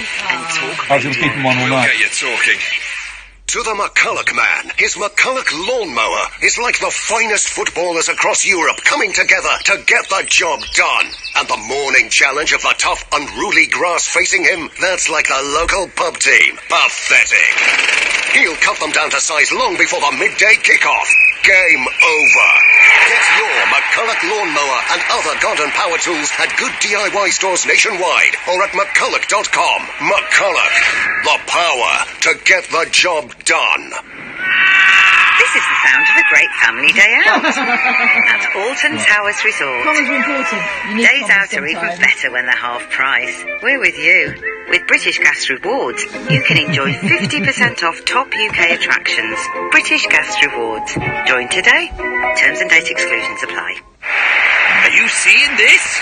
If I bet £5 on any Bet Your Way market on the England game, Betway will give me a £5 free bet. With Bet Your Way, you can combine anything you like. Cards, corners, goal scorers, and here I was thinking the World Cup couldn't get any better. A £5 free bet. That's right, well done. For the love of the game. Single bets at odds of evens or over. 18 plus. T's and C's apply. BeGambleAware.org. The crowd is electric. There's a real air of anticipation today. And here it comes, our midfield general, the new Hyundai Tucson Go Edition SUV, proving that it's equipped to deal with anything. Packed with extra kits, including sat-nav with live traffic updates to help you stay on the ball, plus our ever-present 5-year unlimited mileage warranty to keep you match fit. But football fan or not, with Hyundai you can all make the most of our World Cup Tucson Go Edition. Discover more at Hyundai.co.uk. Warranty T's and C's apply. The radio show for people who know the best part of the day is the night. The Late Night Alternative with Iain Lee on Talk Radio. We'll get you talking. Good evening, Ray. Good evening. Hello, Ray. What you got for us? Well, I was calling in to talk about something, and then the last call has just made me change my mind to talk about something else. Okay. You were mentioning performance art. Yeah. I basically played a character for 17 years when I was in the police. Oh. I wasn't me. I was a sort of mixture of Jack Regan from the Sweeney, Bodie and Doyle from the Professional. You're mixed. And when I was on the crime squad, which was a plainclothes unit, there was about 4 of us of a similar age, and when we sort of went through a door in the morning to arrest someone, normally they'd be asleep, because we went in before they're sort of up. We'd always try and get a line in from the Sweeney or something of a similar, and honestly, they had no idea, but that was, and then when we interviewed them, we did have the good cop, bad cop and all that, and that was, and I never was myself in the case. I couldn't have been. But we're all playing roles, aren't we? If we want to get heavy, man, if we want to start staring at our navels, we're all playing roles, aren't we? And we all play different roles. You know, I'm playing the slightly ebullient, cocky left-wing radio host now, and then when I'm with the kids, I'm playing the crazy dad, we all play different kinds of roles. You know, there's no. I totally agree with you, and that's why when you're saying, or you've said in the past that you think you're a little bit bonkers because of it, I don't think you are. I think we all do it. You're right. Yeah, we all do it in our day-to-day lives. But when you actually sort of talk about it and think of it, you do start to think, well, am I a bit mad and bonkers? Because why can't I just be me? But I tell you what's madness. I was I wonder if I can find it. Hang on, I saw something. Someone posted. It was Imani posted an inspirational video on YouTube. I only got about halfway through it and I thought it was boring. Here it is. Right. Have a listen to this, right? Just the first bit. This guy talking about Netflix. Hang on a second. There we go. Listen to this. It's late at night and you start browsing Netflix looking for something to watch. You scroll through different titles. You even read a few reviews. But you just can't commit to watching any given movie. Suddenly it's been 30 minutes and you're still stuck in infinite browsing mode. So you just give up. You're too tired to watch anything now. So you cut your losses and fall asleep. I've come to believe that this is the defining characteristic of our generation. Right, so he then goes on to use that as a metaphor for life, which I don't quite buy into. So if you just focus on the literal thing of Netflix, right? That's what Netflix is. Netflix is not a service to watch movies and watch TV shows. It's not. It's a distraction. It's a distraction. It's a way of wasting 30, 45 minutes, an hour of your time and then going, do you know what? I'm going to go to bed. I've done that so many times. Flick through it. No, don't. It's got Adam Sandler. I don't know any good. No. What's this? Can I tell you briefly a story that happened last week? Yeah, sure, you can. You can interrupt. You can interrupt my story. Of course you can, Ray. Yes. No, fine. No, I hadn't finished. I was building up to a point, but no, you can interrupt that and tell me something that I'm sure is probably not even connected. No, you go ahead. Go ahead. Go. Please finish. No. The train of thought is lost. It's gone out the window. It's fine. I'm not going to hold that as a grudge. Sorry. That's okay. You know, but you're playing the character of a rude man now, and that's fine. Go on, I'm teasing. Go on, I'm teasing. I'm teasing. Don't feel bad. I'm teasing. Go on. This is true, by the way. Before Catherine calls me a pervert, but so I'm doing a 10-week prison. So I went to a supermarket. I'm teasing. I'm teasing. It's banter, guys. The classic banter. Just deal with it. Come on, man up. So I'm doing a 10-week prison officer course up near Newmarket. Yeah. So I'm there Monday to Friday, and we stay, me and 3 others from Felton, are staying in a travel lodge.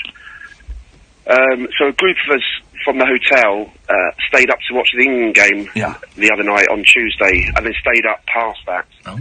And then we did the whole flicking through the channels because there was nothing else on. Yeah. And, oh God, this is going to sound perverted. And they've got about 100 channels. But towards the end, they've got all the old channels that used to be on your telly at home. So they've got Babe Station and all those ones. So we got it onto that, and then we behaved like 17-year-old boys. What, masturbated? You ordered some biscuits on room service, what? No, we were down in the lobby. We were in the hotel reception watching it. Oh, my God. So anyway, we talked about it for about 2 minutes. He interrupted my philosophy on life for this? Wow. Two of the other guys then went to their rooms because they just thought, this is ridiculous. No, they didn't. And That's not why they were going to their rooms. And then I got woken up about 20 minutes later by the girl behind reception because I'd fallen asleep and Babe Station was still on. You're right, I do think you're perverted. I really and obviously they know what we do because we leave in uniform every morning to go to the prison nearby where we're doing our training. You're gonna have a lot of fun in prison. If that's your attitude to life, you're going to have a lot of horny fun in prison. And I got 92% in my midterm. Well done, man. We told you had this. We told you had it. What did you get wrong? The question, if a prisoner is being naughty, do you A, batter them around the head, or B, do something else? You went for A. That was the first question, and the second question you got wrong was, is it acceptable to watch pornography in public? There we go. Dude. This is ridiculous. It is, Ray, and I'm glad you realise you've got a problem. That's the first step towards getting help. Thanks very much for your call. This is Talk Radio. He's the righteous reporter who's got his finger on the pulse of UK politics. They should be scrutinised more closely. The Week with John Nicholson on Talk Radio, Sunday afternoon from 4. Join the stout speaker with the Triple Up Manifesto to bring you the week's big stories from Westminster, as I said to Tony. Journeying across the week's political landscape, debating all the pressing issues. I'll be presiding over fast-paced political debate. From budget cuts to Brexit, or ballots to backbenchers. Heavily reinforced radio dispatchable. Read my lips. Hit the 3-line whip to listen to The Week with John Nicholson. Toying the party line, Sunday afternoon from 4 on Talk Radio. The Late Night Alternative with Iain Lee on Talk Radio. I'm really thrilled to hear that Dick and Don were on the radio today. Dick and Don were filling in for someone who couldn't be bothered to turn up for work, and then after that there was someone else filling in for someone who couldn't be bothered to turn up for work. Let's go to James. Good evening, James. Good evening, Ian. Evening, James. What have you got for us tonight, mate? I just want to get your opinion on, the attacks with the substances in Salisbury. Oh, well, we don't know that the second one's an attack, do we? Yeah, but the Russians got the blame, didn't they, for the first one? Yeah. Did you think that was unfair, or no? Here's the thing. I know I used to present the 11 o'clock show, and I know I've been on I'm a Celebrity, Get Me Out of Here, but trust me, I do not have, and I'm part of the Illuminati, but I do not have access to the top secret documents regarding that case. I know it's what I would say anyway, but I do not. I'm just a loudmouth on the radio. I've got no idea. What do you think, James? You think that the Russians are innocent and it's a smear campaign by Theresa May? Yeah. Yeah, I know. That's 100% right. I know. What makes you think that? You can tell I'm a Labour. Well, okay. Well, what makes you think that? Because, straight after the attack, the blame was right away on Russia. Right. Right. Okay. So you okay. And you definitely think it wasn't Russia? Well, you've got somewhere that you do think it is, don't you? But you never know. Right. So you don't think it was Russia?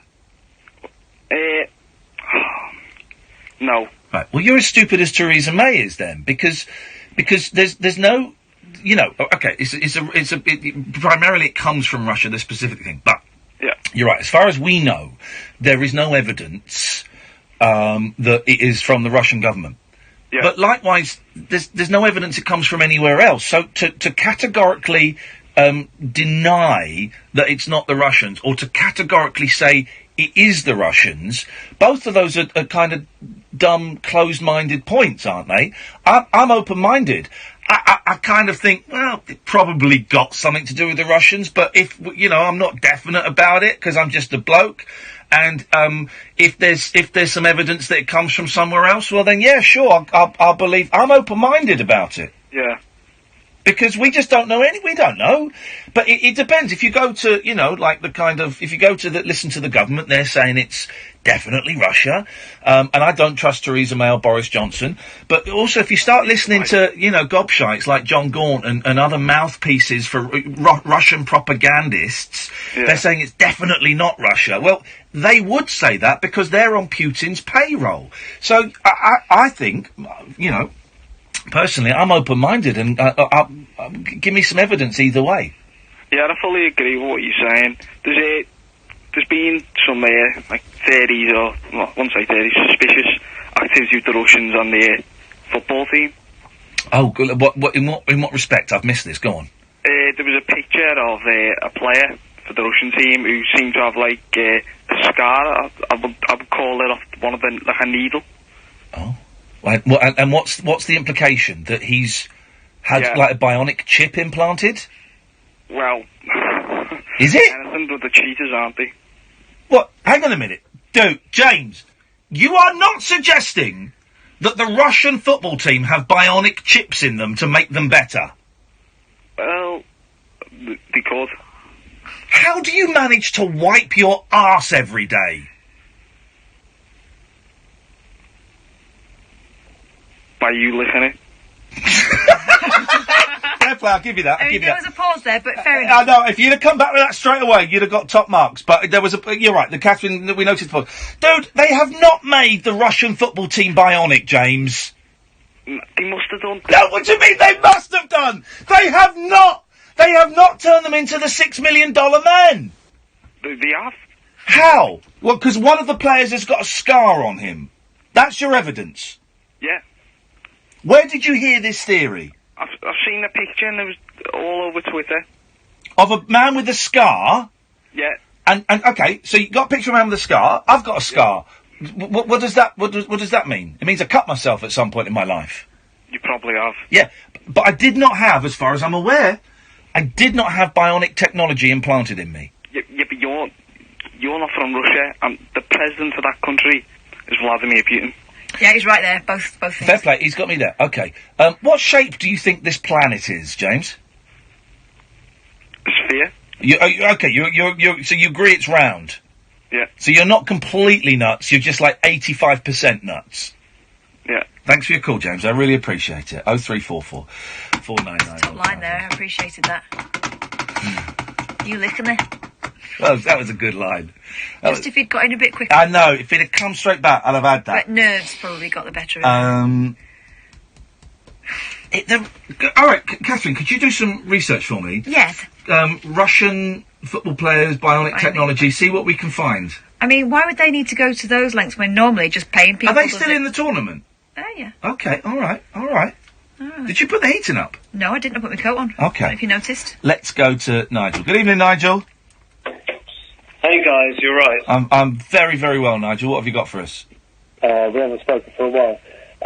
You're calling about an hour ago. Sorry, Nigel. Catherine, can you hear what Nigel's saying? No, but if I talk like this, maybe you can... sorry, Nigel. It's highly rude. Well, so you're doing it to us first, Nigel. We can't hear what you're saying, Catherine. Could you put your mouth near your phone instead of down a tube? It's right here. There it is. There it is. Of my mouth. Yep. Now it is. It wasn't before. We couldn't hear you. Don't get Larry. You're in the wrong. I would never do. You've gone back to where you were. Put your mouth right up to the... You're like kids that don't know how to hold a phone anymore, for goodness sakes. Right. Well, how about this? Listen. No, bad. Is that better? Yes. In as much as we can hear your voice, yes. So now you're on speaker, which you detest. Right, okay. Okay, anyway. You know your caller about an hour ago, Tony, who called? Remind me. He was a little bit unhappy with the way his life was performing. Oh, yeah, Tony, yeah. Is there any chance you could get him back on the line? No. And I could talk to him? Why do you want to talk to him? Just because I feel that I could maybe give him a bit of advice. Well, okay, let's assume he's listening, because I'm not going to call him back. Go on, give him some advice. Sometimes the boring path that our life takes, that is the perfect life, just to be slow and steady. not up and down and exciting and boring. The consistency of boringness is where we need to be, unfortunately. Does that make sense? Have you been, have you had some magic mushrooms today? Not today, unfortunately. Have you smoked a big fat doobie or something? No. Any beer? Any alcohol? Yeah, well, I had a beer, yeah, of course. Oh, we go. There we go. I knew we were getting some kind of buzz. I thought it was a psychedelic buzz, but it's just a boozy buzz. That's No, what you but go to. I think you can live your life this way, you know, as you get older. It's pretty monotonous life. No, it shouldn't be. No, it shouldn't be. No, I think it should be. Well, that's your choice and that's your route, but no. Monotony does not include joy, does not include heartache, does not include heartbreak, it does not include... No, that's not monotony. That's not monotonous. No, but consistency of a certain level. Okay. I want the highs of falling in love. I want the lows of having my heart broken. I want the joys of seeing my kids have amazing success, and I want to be in tears with them on my knees as they get their hearts broken or they fail their exams. Or I want the thrill of standing on a mountaintop in Hawaii, looking out at the perfect 83-degree temperature, the gorgeous blue skies. I want the tension that I'm feeling now about buying a house. That's not monotony. No, but those highs are very hard to achieve. No, they're not. A 12-month period. They're not hard to achieve. You're talking rubbish. No, I'm not. You are. You're talking. It might work for you, but for most people, no. No, because Yes. I'm saying for general consistency. No. Here's the thing. Hang on. Here's the thing. You can only talk about yourself in these situations. You cannot prescribe what is right for everyone. So you can only talk about yourself. Okay. So to be emotionally high and emotionally low is not great for the soul. To be Incorrect answer. And flat. Incorrect answer. Incorrect answer. No, It's like generally- life. No. Not Joe. You're talking so much rubbish, man. Honestly, right? Life is even in inverted commas a normal. If we talk about a normal heterosexual man, right, which is what I am, right? Yeah. 2.4 kids, standard. Yeah, but so you're saying the first time I held my first son, that's not like way up there as a peak? Yes. Well, that's not monotony. No, but that equates to as low as you can go. Sorry, no, what? They even out. That's as high as you can go.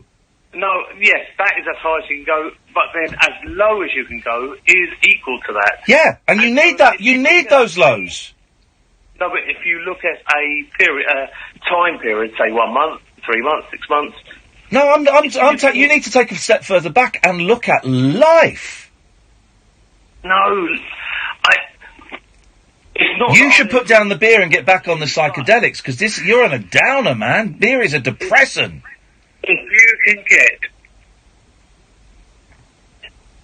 through your monthly, quarterly, 6 monthly life, I think that's pretty cool. That's surviving. You're talking about surviving. I'm talking about living. No. You're a human doing, not a human being. No, I'm not. I'm not at all. If you had a big windfall of money, you wouldn't then go and just spend all that money. You might do. You want that money Some people to do. last for a long duration. Some people do. Some lottery winners go out and blow it all in 6 months. Good for them, if that's what they want to do. What? That is the high and low. Well, but if that's what they want to do... The equilibrium. The what? Of long distance. You want the what? What you're trying to create is, say if you win £1 million. The what? Equilibrium. It's like the middle ground. Okay, like equilibrium. Okay. I know what you mean. Equilibrium. I think... Okay, if that works for you, man, that's groovy. But I think that... Well, yeah, if that works for you, that's groovy. But I think it's the biggest load of balls I've ever heard in my life. And I buy quite a lot of stuff from the charity shop, not through necessity, but I think, why should I pay double the price for that item? Now you're talking about thriftiness. Well, you can call it thriftiness. Well, that's thriftiness. If you're buying stuff in charity shops to save money, If you could buy this item for a certain amount... it's thriftiness.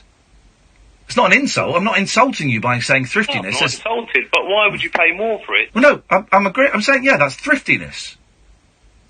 But isn't that what being an adult and a sensible human being is about? Not necessarily. Also, I buy stuff from charity shops. I'd be slightly reluctant to give something second-hand as a present because it could be worn. No, I didn't. I wasn't talking about for a gift, but for myself or for something in my house. You have a go, Kath. I'd love to. I'm very happy to go to the charity shop. Yeah, so what? So am I. What's this? What's this got to do with This that? sidearm of your point. Getting to.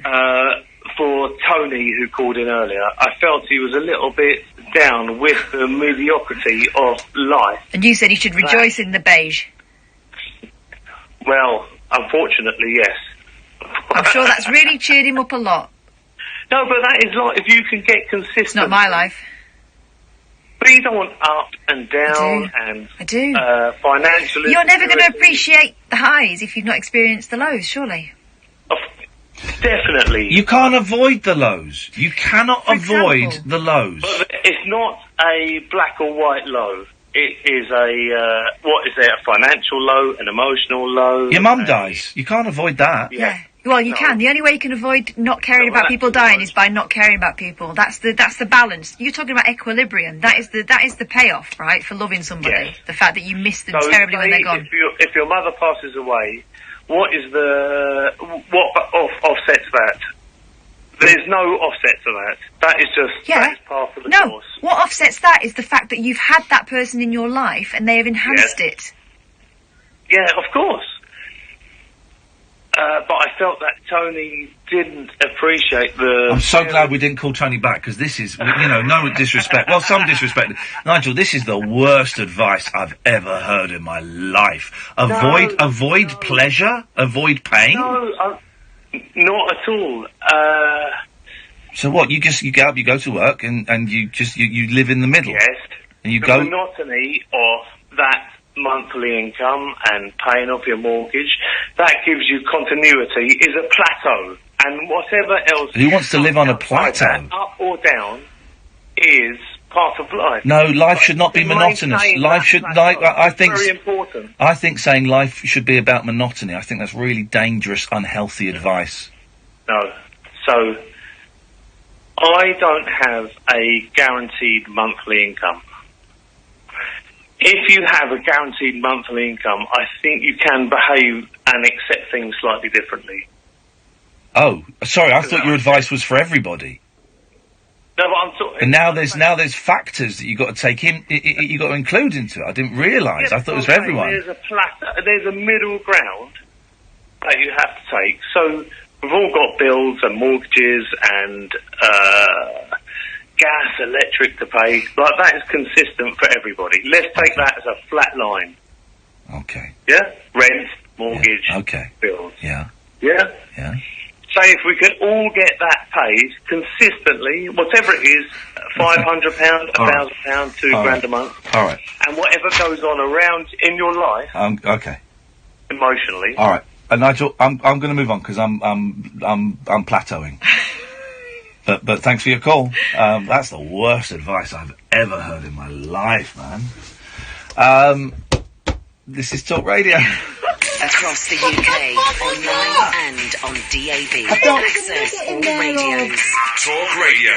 Give it some lift.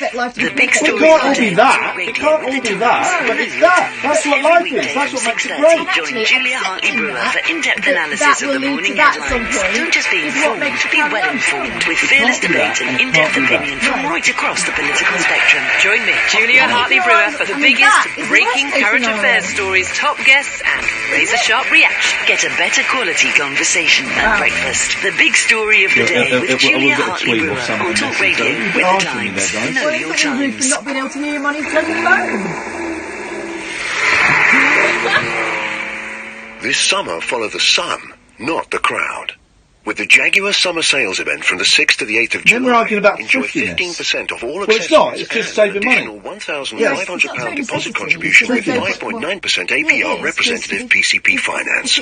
Search Jaguar sales event. wasn't about necessity. Jaguar, the art of performance. Selected models only. Credit subject to He was status. talking himself UK away 18 with plus the only. Terms and conditions apply. Black Horse Limited trading is Jaguar Financial Services. 15% off all accessories. Purchased alongside a vehicle between the 6th and 8th of July 2018. Subject to availability. At participating retailers only. Forget history. Oh, we've got one Forget time the years to of sit on the hurt. phone for like an hour. Forget the red cards. Forget the missed handballs. Forget the brilliance. Forget being an underdog. Forget every game that has gone before.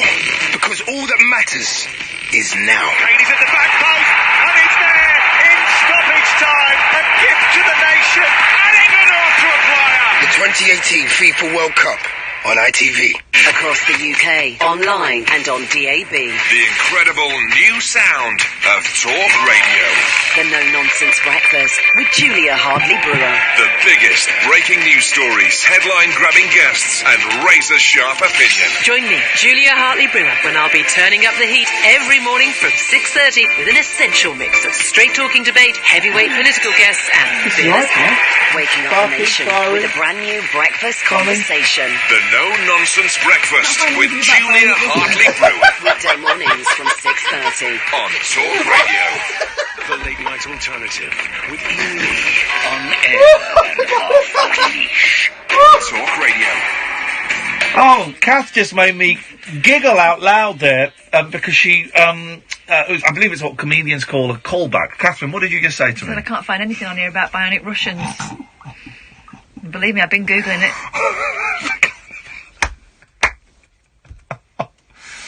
Oh, man. We got two Davids. Let's go Hang on, we've got one. Go on, what you got? A Russian-made bionic arm. Right, well, that's obviously like a robot arm because it's on a desk and it looks like a lamp. I know, but, you know, technology. Okay, we're getting there. Let's go to David in Yorkshire. Good evening, David. Good evening, how are you, mate? I'm all right. I'm enjoying this tonight. It's a fun old I wish I was at home listening. This is a good one. What do you got for us? Well, I wanted to touch really quickly. I don't want to give any advice to the previous caller, Tony. I just wanted to say how impressed I was from when he said he wanted to talk about Brexit. There was a bit of a pause. And you noticed that, you know, he didn't really want to talk about Brexit. Do you know what I mean? Yeah. And that you've identified with him that, you know, it's not about Brexit, man. You've taken a bit of time to, you know, to just have a chat with him.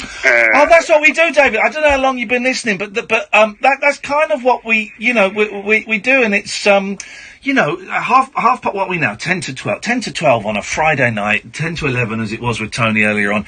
It's a strange old time, man. It's a strange old time, and if you're up on your own listening to the radio, there's probably something, quite possibly, not probably, there's possibly something else going on, you know, and it's you know, everyone's welcome here, man.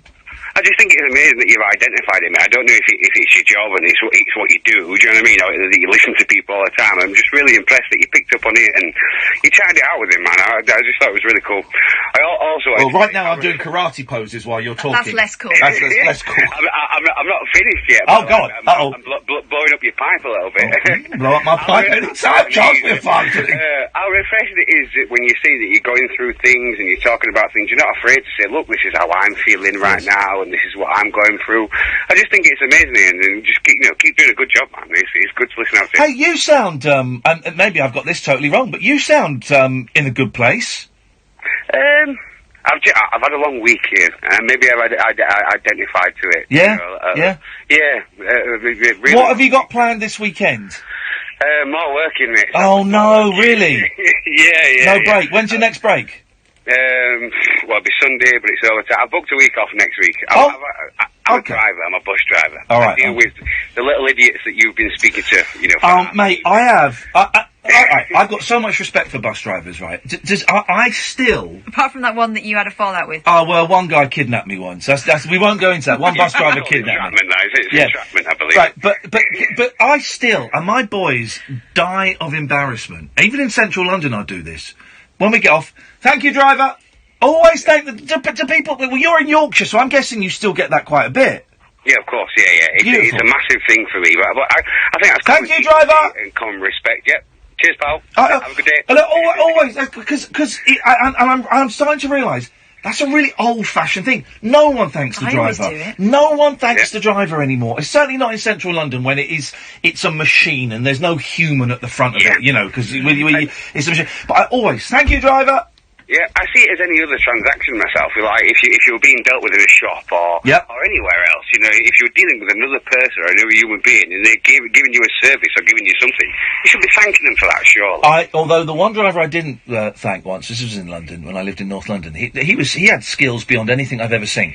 I was stood next to him because the bus was full. He was driving the bus. The bus was moving, and while it was driving, he was rolling a joint. Now it gets even more impressive. Here's a reference for the stoners. It wasn't a grass joint, guys. It was a hash joint. He was melting hash and crumbling it up in the joint as he was driving the bus. Can you do that, David? I'm sad to say, and I don't think I can. I haven't tried it, but I don't think I'm that ambidextrous, to be fair. Did you feel safe on your journey? I felt.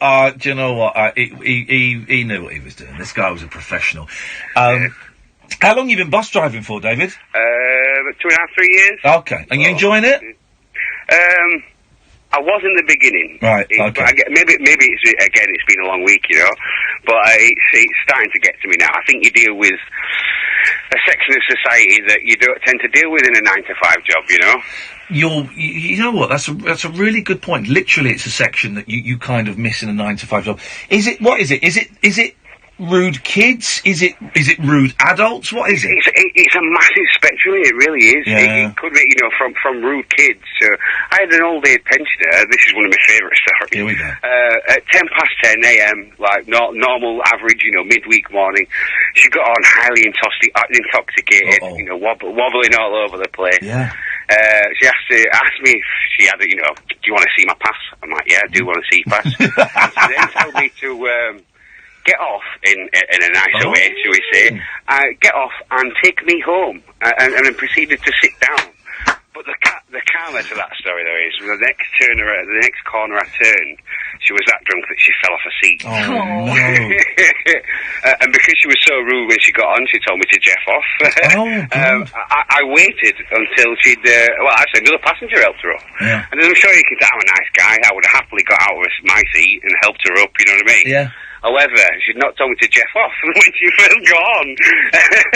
That may have been a different story. And it is a massive thing. It could be even old people. Yeah, and people getting on the phone, headphones, just ignoring you. And David, I don't know how long you intend to continue driving, but may I say, as buses, well, certainly when I'm in London and I know the routes and it's easier to work out, they are my preferred mode of transport. If I've got time in London, I will always get a bus as opposed. I'll walk probably, but if not, I'll get a bus as opposed to the tube. You see everything. Not only does he get the bus, he likes to go upstairs, sit at the front, and pretend to drive. drive. I do. Is there the only thing better is actually driving it? Surely. I always wonder what it's like for the driver looking in the mirror. What's he doing? Well, David, can I genuinely, I mean this, I hope this doesn't sound patronising. Thank you, man. Thank you for what you do, because I know it's a thankless task, and I really appreciate it. Honestly, I can't reciprocate enough from what I started this phone call with, and it's a pleasure to listen to you, mate, and I'd happily take you on my bus anytime. Dave, cheeky! David, you're a good man. Enjoy your week off when you get it, brother. You've deserved it. Thank you. Lord. I love a bus. That's what he'll get. Thank you, Drive! On his bus, he'll get. Thanks, Lord. Oh, is it? Thank you, driver. My kid's like, what are you doing? Thanking the driver. It's what we used to do. You would if you were getting out. When you get out of a taxi, say thank you. Someone gives you a lift, you say thank you. I don't. Well, only with Uber because I don't want a bad rating. So you notice at the end of an Uber journey, both sides of the transaction are so. Have a lovely evening, sir. Oh no, you have a lovely evening. Thank you for letting us use your car. No. Thank you. We've got get those points. Look, we've only got a minute until the news, and we've got David in Nottingham, we've got Louise, we've got Nigel in Maidstone. We'll get an update on Nigel's mum. So if you three could stay there through the news, and I promise we'll get to you after midnight. What a busy couple of hours. The kids have dropped. I was just about to go to the kids who'd been waiting on the line for an hour and a half. An hour and a half. Bedtime. Bedtime, boys. But Mum, we're about to go on. You've been on that phone for an hour and a half. They've got a long day of riding bikes and drinking lemonade and having picnics No, tomorrow. they're going to the free Tommy Robinson March tomorrow. Oh no, it's been cancelled by the racists and the thickos because they want to watch the football. Oh dear. 03, we've got another hour of this before Martin Kellner comes in at 1 o'clock. 0344 499 1000 is the telephone number. The late night alternative with Iain Lee and Catherine Boyle. Weeknights from 10 on Talk Radio. Talk Radio. Intelligent, organic entertainment. Talk Radio. We'll get you talking. Brighten up your mornings and take a brilliant break with Mike Graham on Talk Radio with the Sun Holiday Shop. Great value breaks all year round. Listen to Talk Radio every weekday morning from 10 for 3 hours packed full of fabulous features, great value guests, and quick fire calls on all of the day's top talking points. Don't miss Mike Graham every weekday morning from 10 on Talk Radio with the Sun Holiday Shop. Great value breaks all year round. Go to thesun.co.uk/holiday shop. At Green Flag, we think the AA are great. They've won bucketfuls of awards. They'll give you unlimited call-outs when you get in a pickle. Pickle. And they cover 100% of the UK. Very good indeed. So why do we think that is so great? Because Green Flag do all of this too. And we'll have you AA renewal quote. Green Flag. Common sense to the rescue. There may be a charge for call-outs with the same problem. Savings based on our closest equivalent UK vehicle cover for vehicles 10 years and under. T's and C's apply. Summer's here. Don't miss a drop. Get outdoors with the Land Rover Summer Sales Event from the 6th to the 8th of July. Enjoy 15% off all accessories and an additional £1,500 deposit contribution with 5.9% APR representative PCP. That guy's advice was Search such Land Rover shit. Sales Event. I don't know what his advice was. Above and Just beyond. be boring and pay your rent. All right. Credit subject to status. UK 18 plus only. Terms and conditions apply. Black Horse Limited trading as Land Rover Financial Services. 15% off all accessories. Purchased alongside a vehicle between the 6th and 8th of July 2018. Subject to availability. At participating retailers only. Across the UK, online and on DAB. Talk Radio. On the hour news headlines. Good morning, I'm David Dom. The Prime Minister says her divided cabinet has agreed a way forward on a trading partnership after Brexit. Theresa May's revealed they've signed up to trying to achieve a UK-EU free trade area. It means Britain will remain with the European Union on rules for all goods. The Prime Minister thinks it's the right way forward. As a result, we will avoid friction in trade. That will protect jobs and livelihoods and also meet our commitment to Northern Ireland. We've also agreed a new business-friendly customs model with freedom to strike trade deals around the world. That comes as details of the US President's visit to the UK has been released.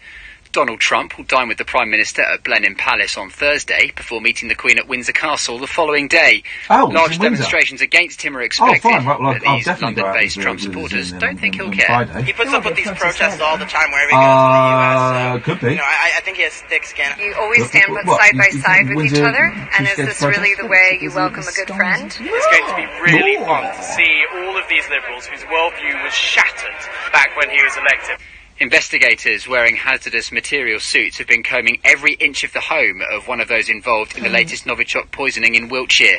Charlie Rowley and Dawn Sturgis are still in a critical condition after being exposed. A 16-year-old appeared in court charged with the rape and murder of a girl on the Isle of Bute. The boy didn't enter Italy and has been remanded in custody. Sweet. Tommy Robinson Alicia isn't McPhail, who was racist. 6, Bizarre discovered people in think this. Woodland on Monday.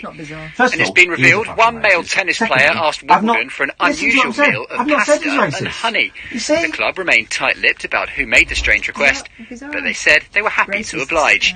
And the weather, mostly dry and clear throughout the night. Tomorrow dry and sunny for most, but cloudier across the far northwest. Across the UK, online and on DAB.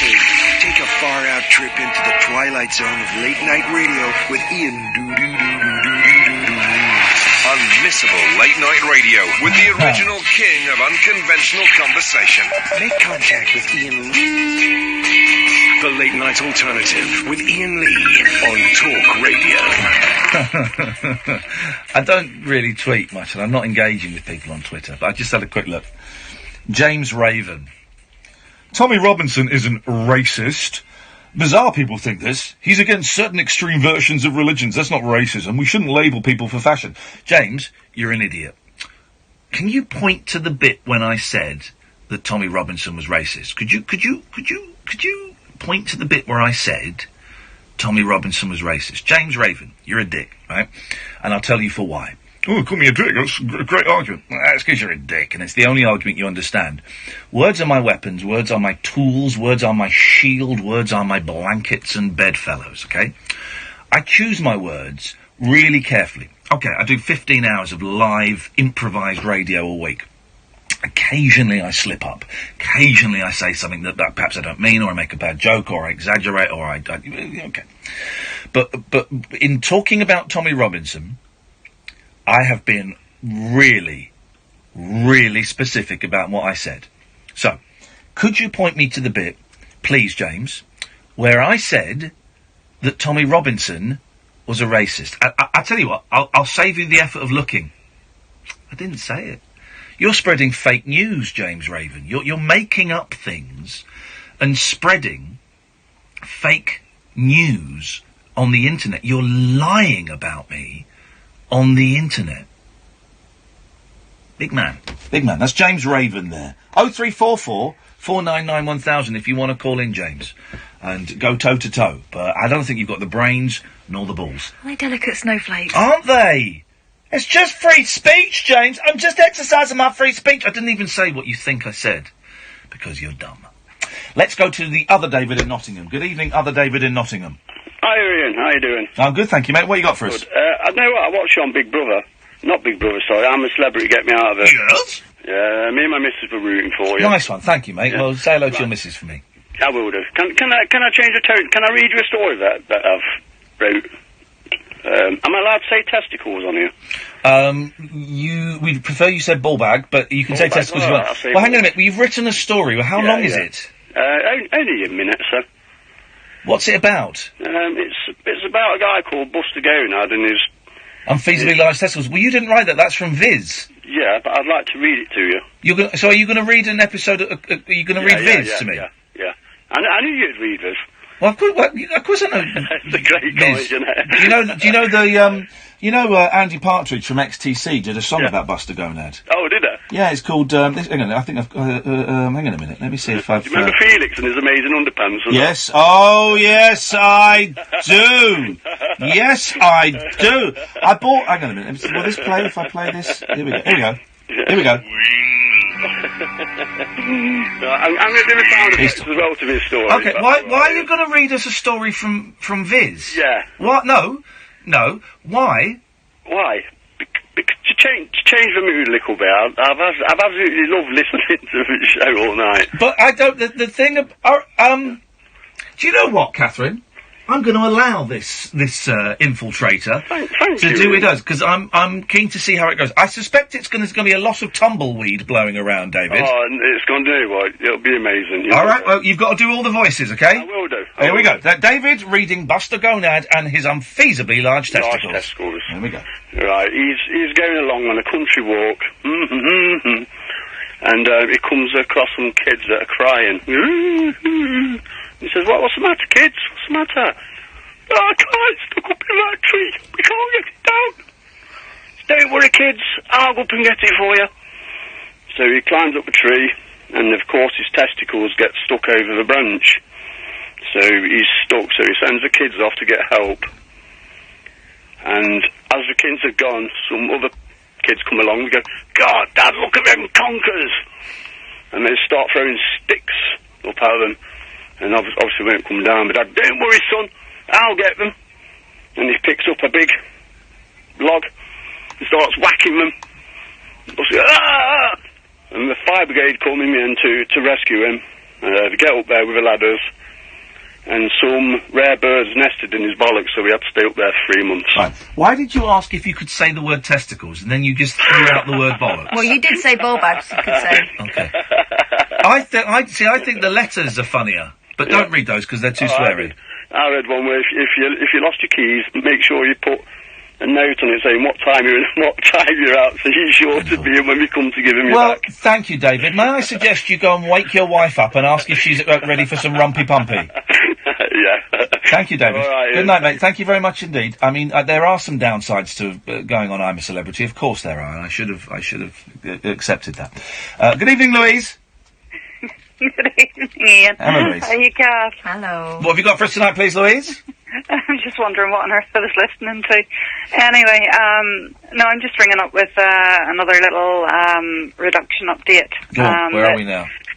Well, this one hasn't gone as planned. Uh-oh. So, well, I'm still doing well, but just things aren't going as quickly as what I was hoping, and basically I've discovered that things could be put back by round about a year. Okay, well, why? So this shows you, hang on, remind people what drugs you're cutting down on very quickly, go on. Morphine. Okay, and so why are they going to be put back a year? They're waiting on the pain clinic. I've had a consultation with the pain clinic in January, and they said it would take 10 months to get the appointment with the consultant. Uh-oh. That takes me up to October. So I'm thinking happy days within the next 2 months. You know, that's going to be done and dusted. Well, hey, listen, man, I wanted to cut down on my venlafaxine, and my psychiatrist said, no, you're going through a divorce, you're buying a house, you've got to wait, I'm not going to let you do it now. And of course I could go and do it if I wanted to. Screw him, screw that loser. What does he know with all of his years of training? But I'm going to make it, I said, all right, I'll make an appointment when I'm in the new house and the divorce is finalised. It's frustrating, but got to keep on keeping on. Well, the thing is, I also asked then if it was possible for me to go in and do just a complete stop. Yeah. You know, back in the clinic. So the key worker said to me she would speak to the consultant and she would get back to me the following day. Right. She rang me the following day and she said he has said no, he needs that pain management plan in place, because if we reduce, you know, by so much and the pain flares back up again, we could be in a lot of trouble. Well, so it's frustrating, disappointing, but the suggestion, I guess, is always follow the doctor's. I mean, you can branch out. You can branch out on your own if you want, but then you don't know what the pain's going to be when you keep cutting it down. Exactly. So I rung the pain clinic. Yes. Found out whereabouts I was on the list and all that stuff, and then they told me it now wasn't a 10-month waiting list. It was an 18-month waiting list. Here's the thing: whenever you're phoning up to make an appointment, and you always just say, "Yeah, put me down for the first one," and then if you need to cancel it, you cancel it. Always go, yeah.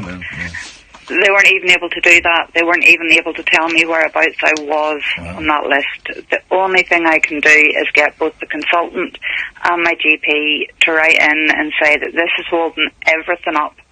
You know, put all the circumstances, every last detail that they can into it to say that this is holding everything up. And hopefully that'll, I don't think the word's expedite, but it's something like that, that will bring that appointment forward. I tell you what will make you feel better. This is going to make you feel better. I'm going to retweet something that Kathy Burke has tweeted, right? I'm retweeting it now. Everyone go and watch that. It will instantly make you feel better. Dutch TV interviews Polish academic and former anti-communist activist Jerzy Tegalski, but it's his cat that steals the show. Everyone go and watch that. Louise, I guarantee that for 30 seconds, however long it lasts, you will be taken out of yourself. Am I allowed to have the book yet? Yeah, you can put. We've lost Nigel. Get Nigel back, so we'll go to him next. If you, I'm going to put you back to. The book has been sent out to Gerard. We've got it. We'll put you on the list. If you give your details to Sam, when we get it back, we'll send it on to you next. No problem. But listen, I do start a 5 milligram reduction on the 23rd. Okay. Well. So, it's not all lost. It's not all lost. Excellent. We're still doing very small reductions, but it's just the fact that, there's 11 months out on. I had hoped to be off these to the end of the year. Okay. Well, Progress, not perfection. Progress, not perfection. Louise, Sam, you're going to take Louise's address, please, because she's going to get the logbook next. What's the logbook? Well, it's a book. We can't be bothered because I'm a celebrity now, and Catherine's lazy. Catherine's lazy now that she's got her arse in the presenting chair a bit, and so we can't be bothered to take a record of what we do in each show. So we are sending out a logbook. It's only just started. Eben had it for the first week. Gerard's got it. Gerard's in Scotland, isn't he? Yes, Falkirk. Gerard's got it for the second week. Louise is going to have it for the third week, and you get to keep it for a minimum of 2 days, a maximum of 5 shows, and you keep a detailed account of what. If you could get Louise's address, Sam, thank you, mate. Yeah, a detailed account of what we do in the show. Now, I say detailed account. We don't look at it. Me and Kath ain't going to look at this book until New Year's Eve. If we're doing a New Year's Eve show, we're going to open it then and look at it. I say detailed. I know Eben, the first person to have it, tweeted like a glimpse of it, and all it was like a drawing of an owl sat on a well. So I guess he's using art. Basically, you can do whatever you want. And if you miss the show, just make it up. Well, that's what I'm saying. You can do whatever you want. Let's go to Nigel in Maidstone. Good evening, Nigel. Nigel. Hello, Nigel. There we go. That was Nigel in Maidstone. This is the late night alternative. It works so fast. On Talk Radio. Talk Radio. We've got entertainment, and we're not afraid to use it. Talk Radio. Oh, retweets it. Actually comes to... Forget the years of hurt. Secret Services. Forget the red cards. Forget the missed handballs. Forget the brilliance. Forget being an underdog. Forget every game that has gone before. Because all that matters is now. Kane is at the back post, and he's there in stoppage time. A gift to the nation, and England are off to a flyer. The 2018 FIFA World Cup on ITV. The Nissan Navara Techno is tough as always and smarter than ever.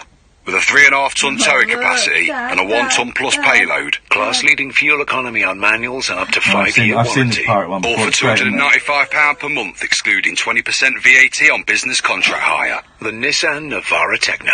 Business users only. £295 per month contract hire on Technograde manual. £1,770 advance rental. 10,000 miles per annum. Nissan Finance. Subject to status. T's and C's apply. Ends 30th of the 9th, 2018. Participating dealers only. Right, we'll play that football Nissan.co.uk. This summer at Wren Kitchens, you'll get a massive 50% off when you buy 5 or more units. Well, Ron, it is a game of 2 halves. Sorry, I mean that's 50% off all our kitchens. We'd also like to throw in the fact that we're offering interest-free interest-free credit for up to 5 years. Wren Kitchens Summer Offers, the event of the summer. Yes, get in! Minimum spend applies. Unmissable late-night radio with the original king of unconventional conversation. Make contact with Iain Lee. The late-night alternative with Iain Lee on Talk Radio. By the way, you know we had, remember Nico, who came on? Yeah, Nico Milana. Yeah, who does these funny videos. Again, like, one of them recently had like 750,000. There's a new one up. And in 2 hours, it had 100,000 hits, right? I watched it last night when I got home and I was texting him. It is funny, man. He stays up for 72 hours. It's funny. That guy's funny. I'm gonna watch that tonight. Oh, watch it. It is great. He's so good. His channel, Nico Omilana, is, you look it on YouTube, is funny. Really, really funny. Let's try, is it Nigel time now? Hi, Ian. Hello, Nigel. How are you? Hungry, if I'm honest. I'm going to stop at the petrol station and get myself a Mexican 3-bean wrap. Gosh, all the way from Mexico. Yes. The phone, we had a bad signal. The signals are not too good tonight. Oh, well, maybe there's something in the air, to quote Thunderclap Newman. Have you heard of the song called I'm Talking in My Sleep? No. I know you've been talking in your sleep by Crystal Gale. Yeah. Here, I've got a recording here with Kylie Minogue me singing with Kylie Minogue. Hey, this is brilliant. When did you meet Kylie? I didn't. Oh, I see. I did meet her in Maidstone once. Yeah, I did. I shook her hand and kissed her on the cheek. Kylie Minogue. The TV studio's Meridian. It's Meridian now, but it used to be called TVS. I remember TVS. I used to get that on the black and white portable in the spare room. Did you know Mike Debrams? Nope. Meet Mike Debrams? No. Who's he? Here's the thing. Here's the thing, Nigel. I haven't met most people. Yeah. Oh, you wouldn't have met the lady I met as well, either. No. Well, almost, like I said, statistically, I haven't met most people, so no. So I found this funny record. It's when I first started singing. This is about 30 years ago. Okay. Recording. Yeah, it's really. But I wanted an update on Mum. Yes. Oh, yeah. How's Mum doing? Yeah, an update on Mum is that yesterday, she on Thursday. Yeah. Not today. On Thursday. Yeah. She was. She had water on the lungs, and they had a drip in her, and they thought she wasn't going. It was awful. I couldn't stay there. No. Yeah, she was in a terrible state. But today, Here we go. I went in today, Yeah. and she was sitting up talking to me. Yeah, and she recognised you. Of course, yeah, and she's babbling on about different things. Beautiful. Oh, well done. That's great news. She got better quite quick overnight. Thought she had it yesterday. Yeah. The day before. Well, they can do miracles. That's great news, Nigel. Everyone's breathing a sigh of relief. She's improved. They're monitoring her heart at the moment. Yeah. Before they can send her home. Her heart is the main thing, isn't it? So, Yeah. So they should get the weekend over and then see what happens after that. It's a long haul at the moment. I apologise for my colleague yawning audibly while you're telling us this heartwarming story about your mum getting better. Could have done that off mic, Catherine. It's sad, actually. Yeah. So I'm sorry, Nigel. That's disrespectful. I really had that feeling last night in bed that I was going to lose her. You know, it was awful. I know. And that's why I've been crying. I cried in hospital today, actually, as well. Well, there's nothing wrong with crying, Nigel. Listen, I'm a big fan of crying. It gets stuff out that we need to get out, and I'm glad she recognised you, because I know she didn't the other day. Do you want to play us, I'll play you this song. I come in a little bit later. Kylie starts it, and then I join in later on. Please don't cut it off, because you don't get... I have to get into the song, because I hadn't sung it before. Okay. But even when you listen to Kylie, it's good. So I'm just practicing joint. Here we go.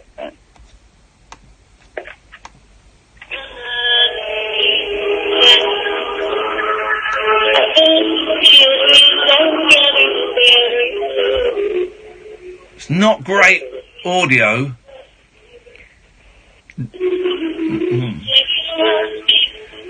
No, and we're back. It's not great audio, Nigel.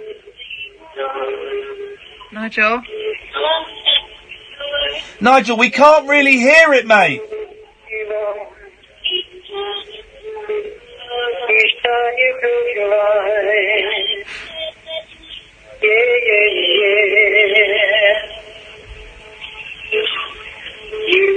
Talking in your sleep, sleeping in your bed with some strange lover. Talking in your sleep. Nigel. Okay, we can't really hear it, Nigel. So. It's a good song. You cut him off. I just yawned. I haven't cut him off. He's there. Just can't hear it. Rubbish audio, his mum may be ill, but I've still got to put out a show that's fairly listenable. Nigel? Is he singing live? No. You've been talking in your sleep, sleeping in your bed with some strange lover. Nigel, for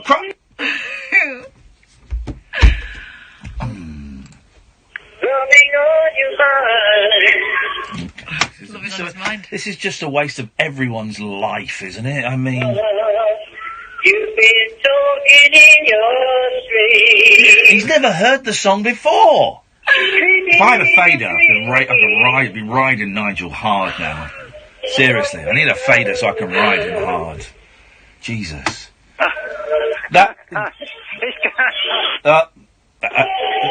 Make it stop, man. Seriously, dude. I thought that was... If you've just rewound it... Nigel! Nigel! Nigel! How about that, then? Couldn't hear a word of it, mate. The audio was awful. I know. You know, it's a tape machine. Yeah, we couldn't hear it, mate. Couldn't make out a single word of it. That's not even me. I'm not even joking. I don't want to lie to you. We couldn't understand it. We spent most of it shouting your name, trying to get your attention. You could hear me singing. No, we couldn't. It sounded awful, man. We couldn't make out anything. Sorry. I think you need to. No. I'll tell you what I could do. Okay, what I could do, Ian. Oh God, don't do it again. No, not that one. No. Do you want me to sing an a cappella song? Keep your clothes on. Yes. Would you like to sing? Shall I sing something I know? I don't know that one. No. I've got time to do a short song. You have, but now your phone's breaking up. Oh, I'll put it to the other ear. Is that better? He's a bionic Russian footballer. I can hear you better now. Great. Then let's try another song. Here we go. Right. I'll do Fly Me to the Moon. This is a great number. Okay. Right, ready? Yep. Ready? Are you ready? Yep. We're always ready. Right. Fly me to the moon and let me play amongst the stars. Let me see what spring is like on Jupiter or Mars. In other words, hold my hand. In other words, darling, kiss me. Fill my heart with song and let me sing forevermore. Because you are all I long for, all I worship and adore. In other words, please be true. In other words, I love you. That was great, Nigel. Excellent. Have a lovely weekend, mate. Enjoy Pride at the weekend. Bye-bye. Thank you, mate. There we go. Lovely. Great stuff. Scooby-Dooby-Doo. Yeah. Right. Oh, God. All right, so we had this email from someone who works here. Oh, yeah. Hi, guys. From Roddy Mansfield. Right, let me just get my reply to him ready. Roddy's in charge of the online presence of...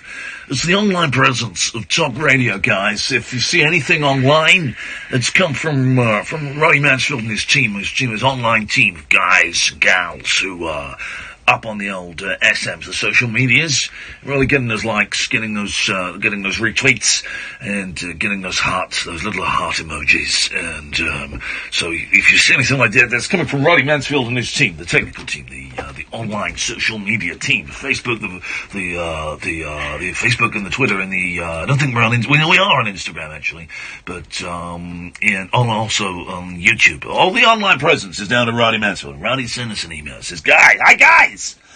I'm editing a montage of the subject heading is It's Coming Home." And I saw that subject heading and I thought, wow, this is a strange subject heading from Roddy Mansfield from there. A guy in the team from the social media. What does this mean? So Roddy Mansfield's emailing me, It's Coming Home. What the hell is this about? This guy's crazy. Hi guys, I'm editing a montage of talk presenters reacting to this song. Oh yeah, It's Coming Home, it's a song. Are you able to contribute? If you're able to play out the song for a few moments this evening and react, that will be fab. I'm a fab kind of guy, so I'm like down with this shiz, man. I say shiz. Remember to keep the mics up, otherwise the video won't record. So what we're gonna do is I'm gonna find It's Coming Home, It's Coming Home. Football is bloody coming home. I'm gonna buy it. Because I support my country. What? No, I'm gonna buy this track and I'm gonna dedicate this track to Tommy Robinson. I'm dedicated because Tommy's coming home, not for a while. He's in prison for a crime that he committed and he confessed guilty to. But I'm playing this. I'm dedicating this to Tommy, who's in a prison cell this evening. He's in a prison cell simply for breaking the law and confessing to being guilty to breaking that law. It's the only reason he's in prison. And that, to me, is the MSN, the mainstream propaganda. It's people like Sadiq Khan and You say can't. I did, yeah. As I said it, I realised that's a bit close. But it's Mayor... Oh, because of people like Mayor Sadiq Khan and his big Trump baby flying over. It's because of Theresa May or may not. It's not because of these mainstream media, left-wing fascists that Tommy's in prison. And we're planning a big march tomorrow. But, hang on, what's it? Oh, it's been cancelled because of the football. Okay, well, another day. Well, football! So we're going to play this song and we're going to react to it because we're excited about stuff. So here we go. This is it.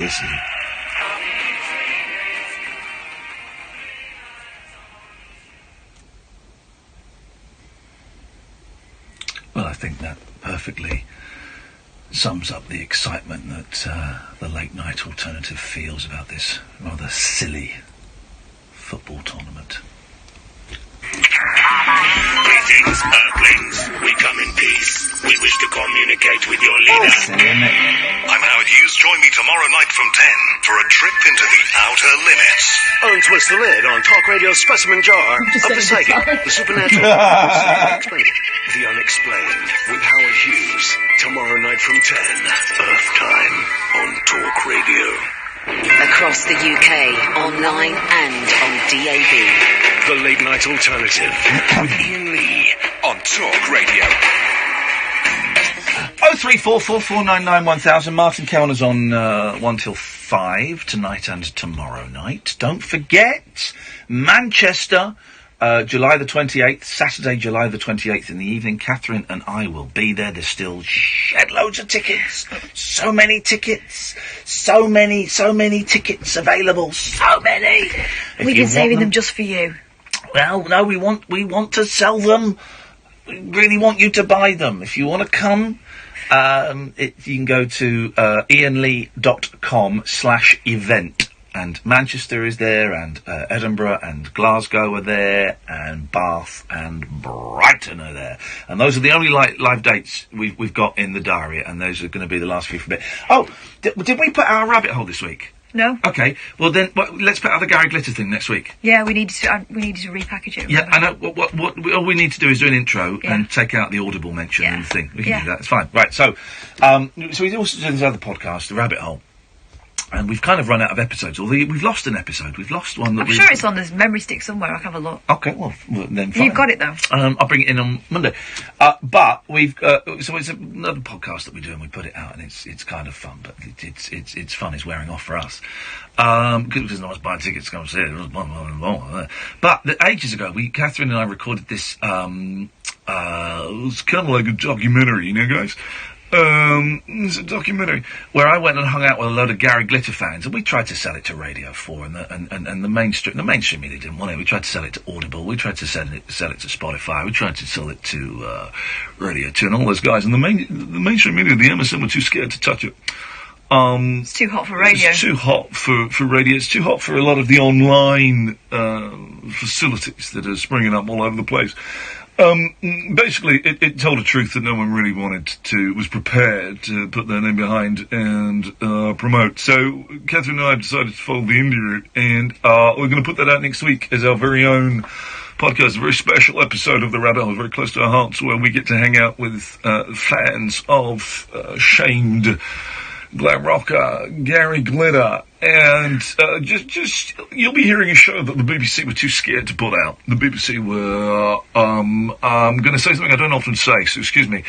The BBC shat themselves, and they didn't want it. They blew hot and cold, and then they shat their diapers, and so we're putting it out on Thursday. You'll be able to hear it next Thursday. It's exclusive. It's really. It's red hot, and I really think it's going to shock a few people in the government. And who knows?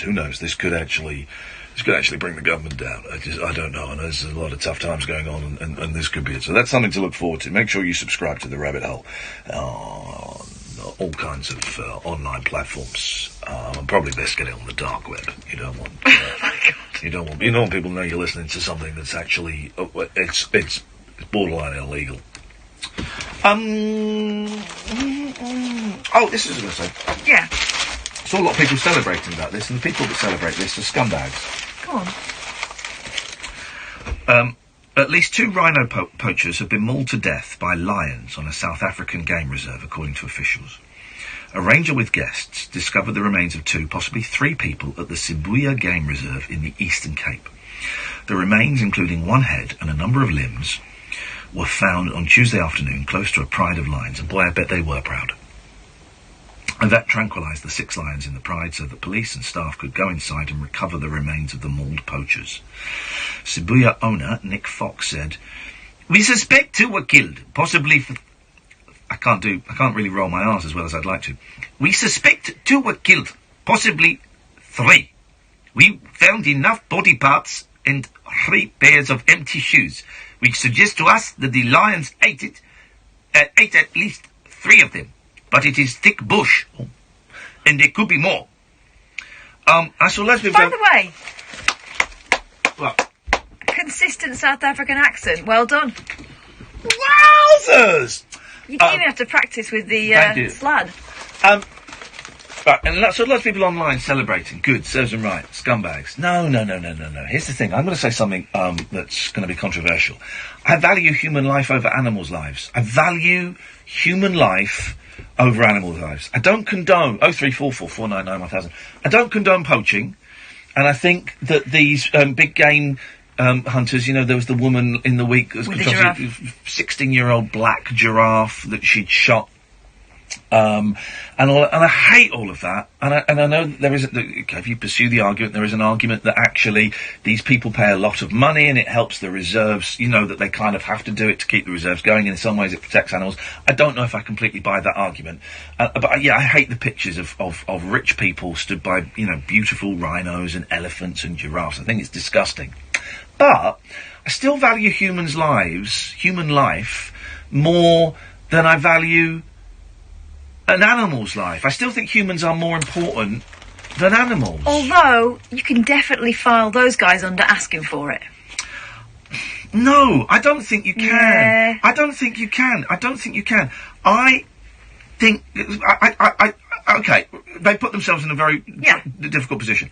I certainly don't think we should be going online and celebrating it. Yes, and I can't celebrate that. I can't celebrate the fact that 2, possibly 3 people were mauled to death by a pride of lions. I get no pleasure out of that. I think that's a really sad, tragic tale. I think that their lives are more important than the lives of the lions. And also, people are being, crowing about it because they feel like, well, that's one in the eye for the poachers. Nah. The people who are operating the poachers are still making loads of money. Yeah. The guy goes on, "While we are saddened at any loss of life, the poachers came here to kill our animals, and this sends out a very clear message to any other poachers that you will not always be the winner." Went a little bit Zimbabwe in the last one. A little bit. But, okay, that's fine. Maybe it's a kind of a natural justice. Maybe, it's karma. Here's the thing, guys. Karma doesn't happen in your lifetime. Karma happens throughout all the lifetimes. That's the thing. A lot of people always get wrong with karma. Oh, well, you had that car crash yesterday. That was karma, because you were a dick to me last week. That's not karma. The car crash would have to be, like, in the next life. It's not karma. You're thinking of Instant Karma, the song by John Lennon. But yeah, people are crowing about it and celebrating, and it serves them right. Well, okay, maybe it does serve them right, but I can't celebrate the fact that humans were killed. And I was a vegetarian for a long time. I'm not a vegetarian now, and I'm umming and ahhing around vegetarianism. I enjoy meat. That's the thing. I really enjoy meat. I was vegetarian for 26, 27 years. Really enjoy the taste of meat. Ethically, I can't argue with the ethics of it, because I think ethically it probably is wrong. But right now, taste is winning over ethics for me. What does that say about me? Well, you make your own judgments. But I can't. Human lives are more important than animals. They just are. I heard a really interesting argument. You mentioning the vegetarianism thing. People saying, whenever you get photographs of people standing next to those kind of amazing animals, big game hunters, people on Twitter will go nuts, for example. How many of those people are vegetarians? Because actually the mass slaughter of animals on an industrial scale should worry you more. The argument. Yeah. Lots of wrong people on Twitter and YouTube, of course. James is saying they bloody deserved it. No, they didn't. No, they didn't. They didn't deserve it. They deserve to be arrested and to be prosecuted. They didn't deserve to be mauled to death. They've got mums, they've got dads, they've got kids, they've got brothers and sisters, husbands and wives. They didn't deserve it. And Danny says, I don't believe in this humans are more valuable than animals rubbish. That mentality is why thousands of species are going extinct. It's not, actually, Danny. You've extrapolated quite a lot. You've extrapolated quite a lot from that. Humans are more valuable. Humans are more important than animals. They are. They just are. You know, so okay, so is a cat... What's the same as a human and what's more valuable than a human, Danny? 0344 499 1000. Marcus says they deserved all they got. Infelius Kaskari's gone nuts. Gosh, what a horrible person. Should I read what they've said on YouTube? It's horrible. What's a horrible person? I'm not joking, Hannah. Please don't say I think he might be joking. I'm not. I'm really serious about this. Words, I said before, words are my tool. Pick my words very, very carefully. Infelius Kaskari's shown some true colours. Karma happened for someone I know, where she screwed over their kids. She's alone, disowned, and dying of cancer. Wow. First of all, that's not karma. Karma doesn't happen in this lifetime. Karma happens over several lifetimes. So you've misunderstood karma. That's not karma. Yeah, the person you're talking about may have been a bitch. I wouldn't... I've got some people that have been pretty mean to me. I wouldn't wish cancer on them. I've got some people that people who've made my life miserable. Two people I'm thinking of in particular. I wouldn't wish cancer on them. I certainly wouldn't, as Infelius Kaskari is doing, I wouldn't celebrate and crow. Yes, that person that was horrible to me has got cancer! Because I've seen what cancer does. I've seen what cancer does. It tears families apart and it robs a human being of all dignity. I wouldn't crow about that. God. What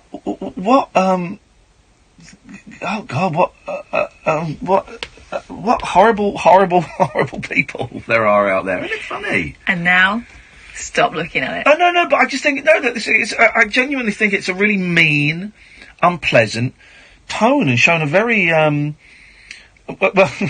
yeah, because abusing kids is better. Kaskari, you're being an idiot. You're being an idiot, okay? First of all, you didn't mention abusing kids, right? But secondly, I still wouldn't wish cancer on people. I wouldn't crow about it. And you don't understand the concept of karma. Again, that's another thing I come to. But there you go. There you go, Kaskari. You carry on crowing that someone has got cancer. You feel good about that. That's great for you. 0344. It's a phone-in show, by the way, guys. 0344 499 1000. The late night alternative on Talk Radio. Across the UK, online and on DAB. A radio. I think he's joking, guys. Fuck off. You're going to love. We're fucking joking about that, you idiots. Flag, we think the AA are great. They've won bucketfuls of awards. They'll give you unlimited call-outs. They like keeping them on their toes. Pickle.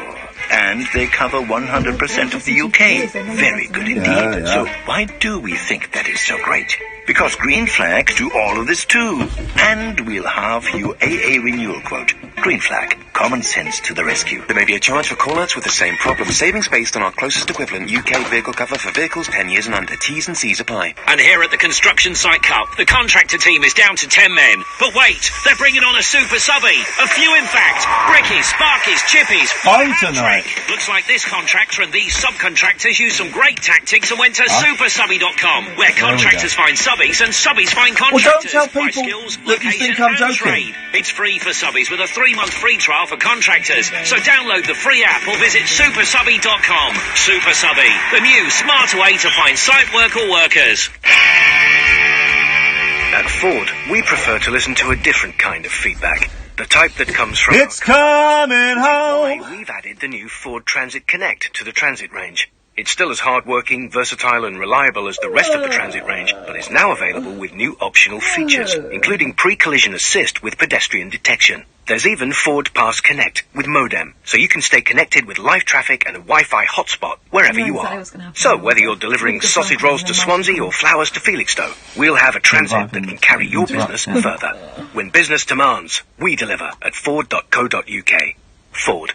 Together, we go further. Across the UK. I'm not being nasty, Hannah. Online Where am I being and nasty? DAB. Weekends with Penny Smith. I don't say it to that half the time either. I'm I said that about 10 years ago. Radio for the perfect I'm not. Why would I be joking about that? I'm going to be And reviewing I say the fuck off to papers, taking everyone. a look So at all the best new film, deal with book it. and theatre I tell you releases, what. and I'm going to be Stop chatting fucking to producing a my whole show host via of YouTube, guests. everybody. Live This is my producer. Weekends with Penny Smith. This guy here. Saturday and Sunday morning from 7. Everyone, just on fucking Talk stop Radio being so will get you self-entitled, alright? The Late Night Alternative with Iain Lee on Talk Radio.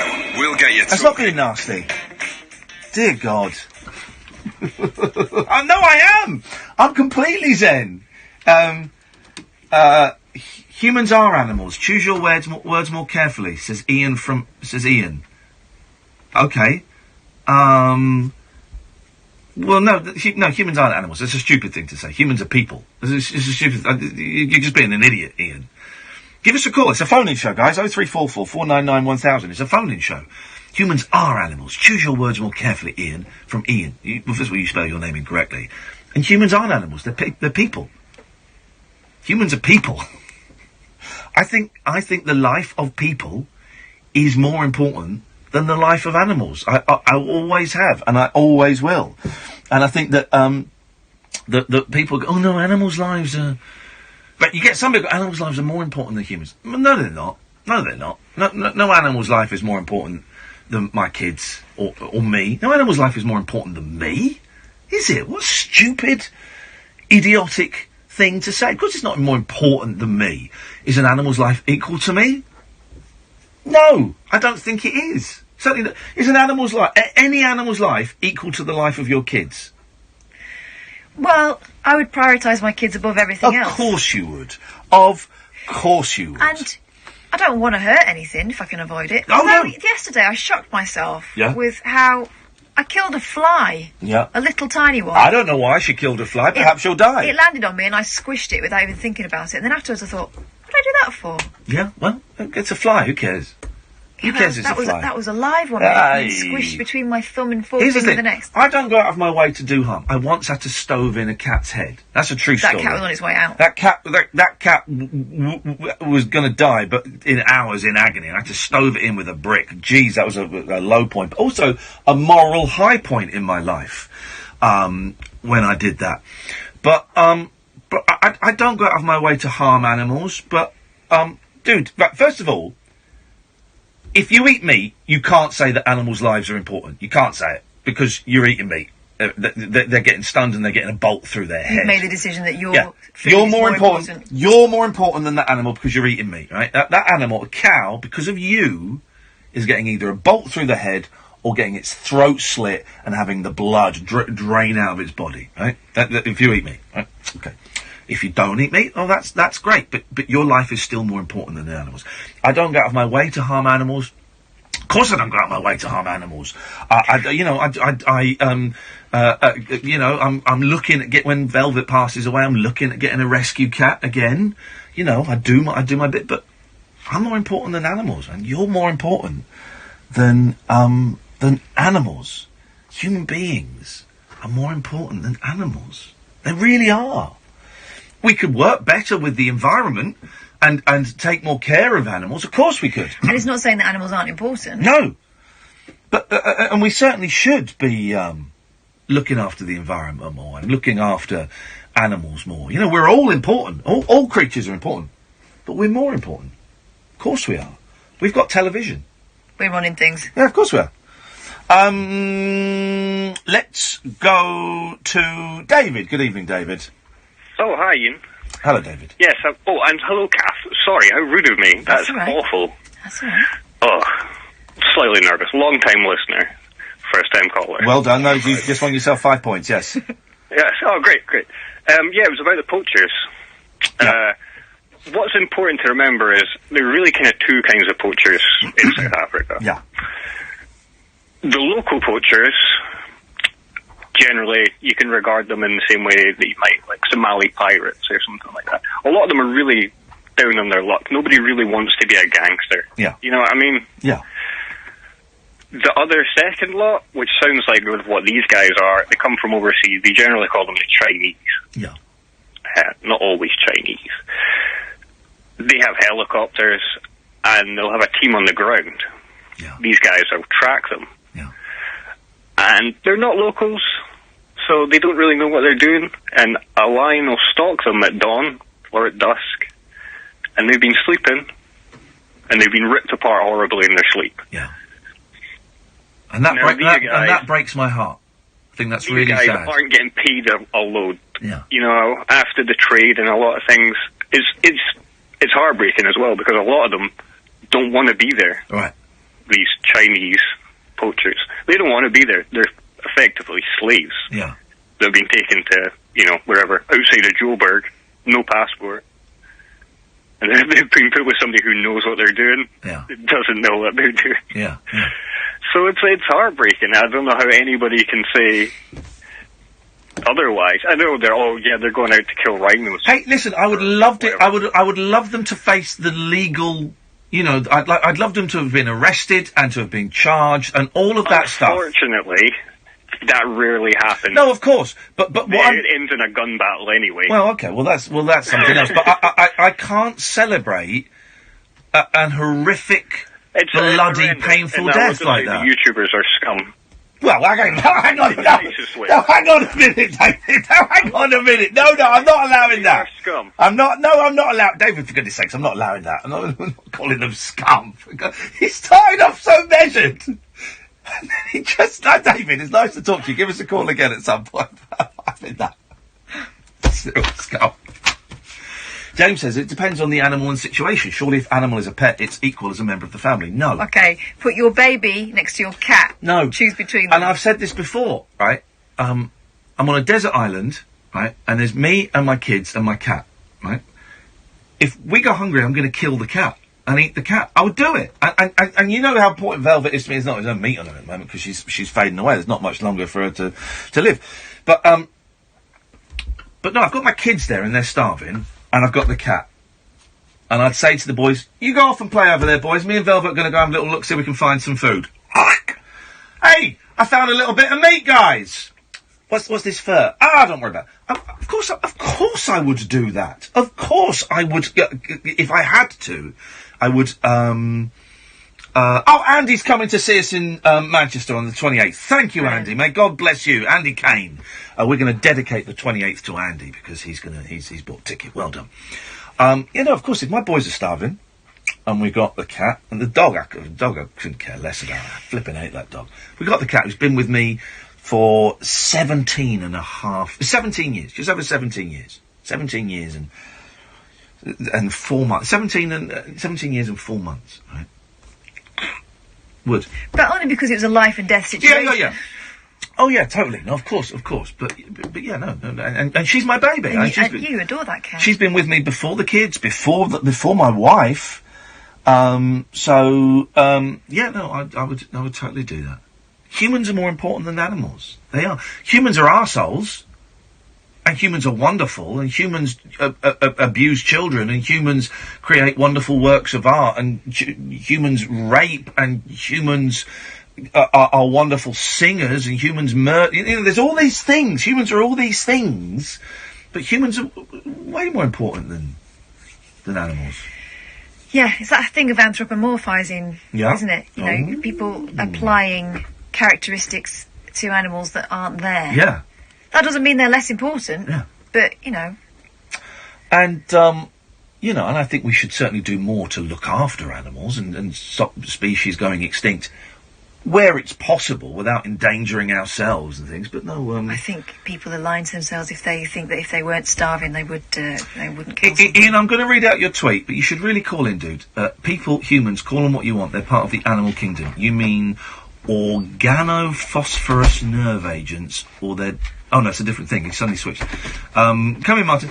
Humans, call them what you want. They're part of the animal kingdom. You mean people are more important than other animals. Not saying I disagree. No, I don't. Please don't tell me what I mean, Ian. I'll tell you what I mean. Humans are not animals. There's people. You mean people are more important than other animals. No, people are more important than animals. Ian, dude, first of all, you don't spell your name right. Second of all, Don't tell me what I mean, all right? That's one thing. I'm being very, very precise tonight, particularly talking about something like this. Even Martin. Good evening. I always find people who need people are the luckiest people in the world. There we go, you see. Yeah. What you got? Well, I've got loads of stuff. Well, we're talking about Brexit. You know, the meeting in Chequers. They've all been cocooned in Chequers all day. So I found out what went on there. There's a big football match on. Are you aware of that tomorrow? Couldn't care less. Couldn't care less. Yeah, so there's a big football match. We're playing the Swedes, so we're doing the Scandinavian Film Club. Oh? A Stockholm Alone. Yeah, all sorts of stuff like here involved. It's very interesting. As well as that, we've got... there was something really fascinating. I forgot what the hell it is, but it's in here somewhere. I've got a piece of it. Oh, yeah, Wayne Rooney. He's been banned from driving, as we know, and he's got a 2-year ban. Yes. He's going to America, and he's going to swerve the ban by taking an American driving test. So we'll find out what's involved in an American driving test. Whether it's an emergency stop, whether it's dodging bullets, whether it's, being careful not to be carjacked. The thing that the Americans always do so well is, if there's like a narrow alleyway, they can always go up on 2 wheels and go down there. Yeah, I used to love that. You don't see that very often these days. No, you don't. But very occasionally people will do stuff like that in America. They've seen it in a cartoon. Yeah. And it works in cartoons. So yeah. It works in real life. Yep. Yeah, absolutely. So, yeah, we'll talk about that. We do an historic... we're talking about Harry Potter. The continuing purchase of Harry Potter memorabilia. There's a book that's been sold for £56,000. I'm talking memorabilia expert, and lots of Beatles memorabilia as well. I love Have you got memorabilia? I know you love Beatles. I've got loads of Monkeys memorabilia. I haven't got any Beatles, but I'm going on Sunday. I'm taking my boys to see Yellow Submarine at the cinema. Yeah, I noticed. It's on Sunday. I'm taking. I don't know if they'll sit through it. Bored to tears. No, I don't think they will. I do think it's 20 minutes too long. But no, my niece and nephew used to love it when they were little, so I think they're going to dig it. And if they don't, we'll leave halfway through. I've got no problems with that. Yeah, that's fair enough. Just won't introduce the McCartney grip to them. That's the thing. I've been reading a lot about McCartney. Anyway, right, Martin, you're on at 1 o'clock. Okay, yes, indeed. Thank you very much indeed, Catherine. Thank you for your help this weekend. No, you're welcome. I've enjoyed it. Oh, why do you sound surprised? Because I'm paying you a compliment. Also, it's not help. I get paid to do it. Wow. Okay, that's what happens when you compliment a woman in the Me Too generation. Thank you, Sam. It's been a pleasure. We'll be back on Monday at 10. Till then, from us, ta-ta. Oh, it was 58:30. Sorry, I was building up to 58. Sorry, mate. I was all bang on time, but then I was 30 seconds early. Like an idiot. Oh, dearie me. Well, I wouldn't worry about it too much. Trust me, we've done a lot worse tonight.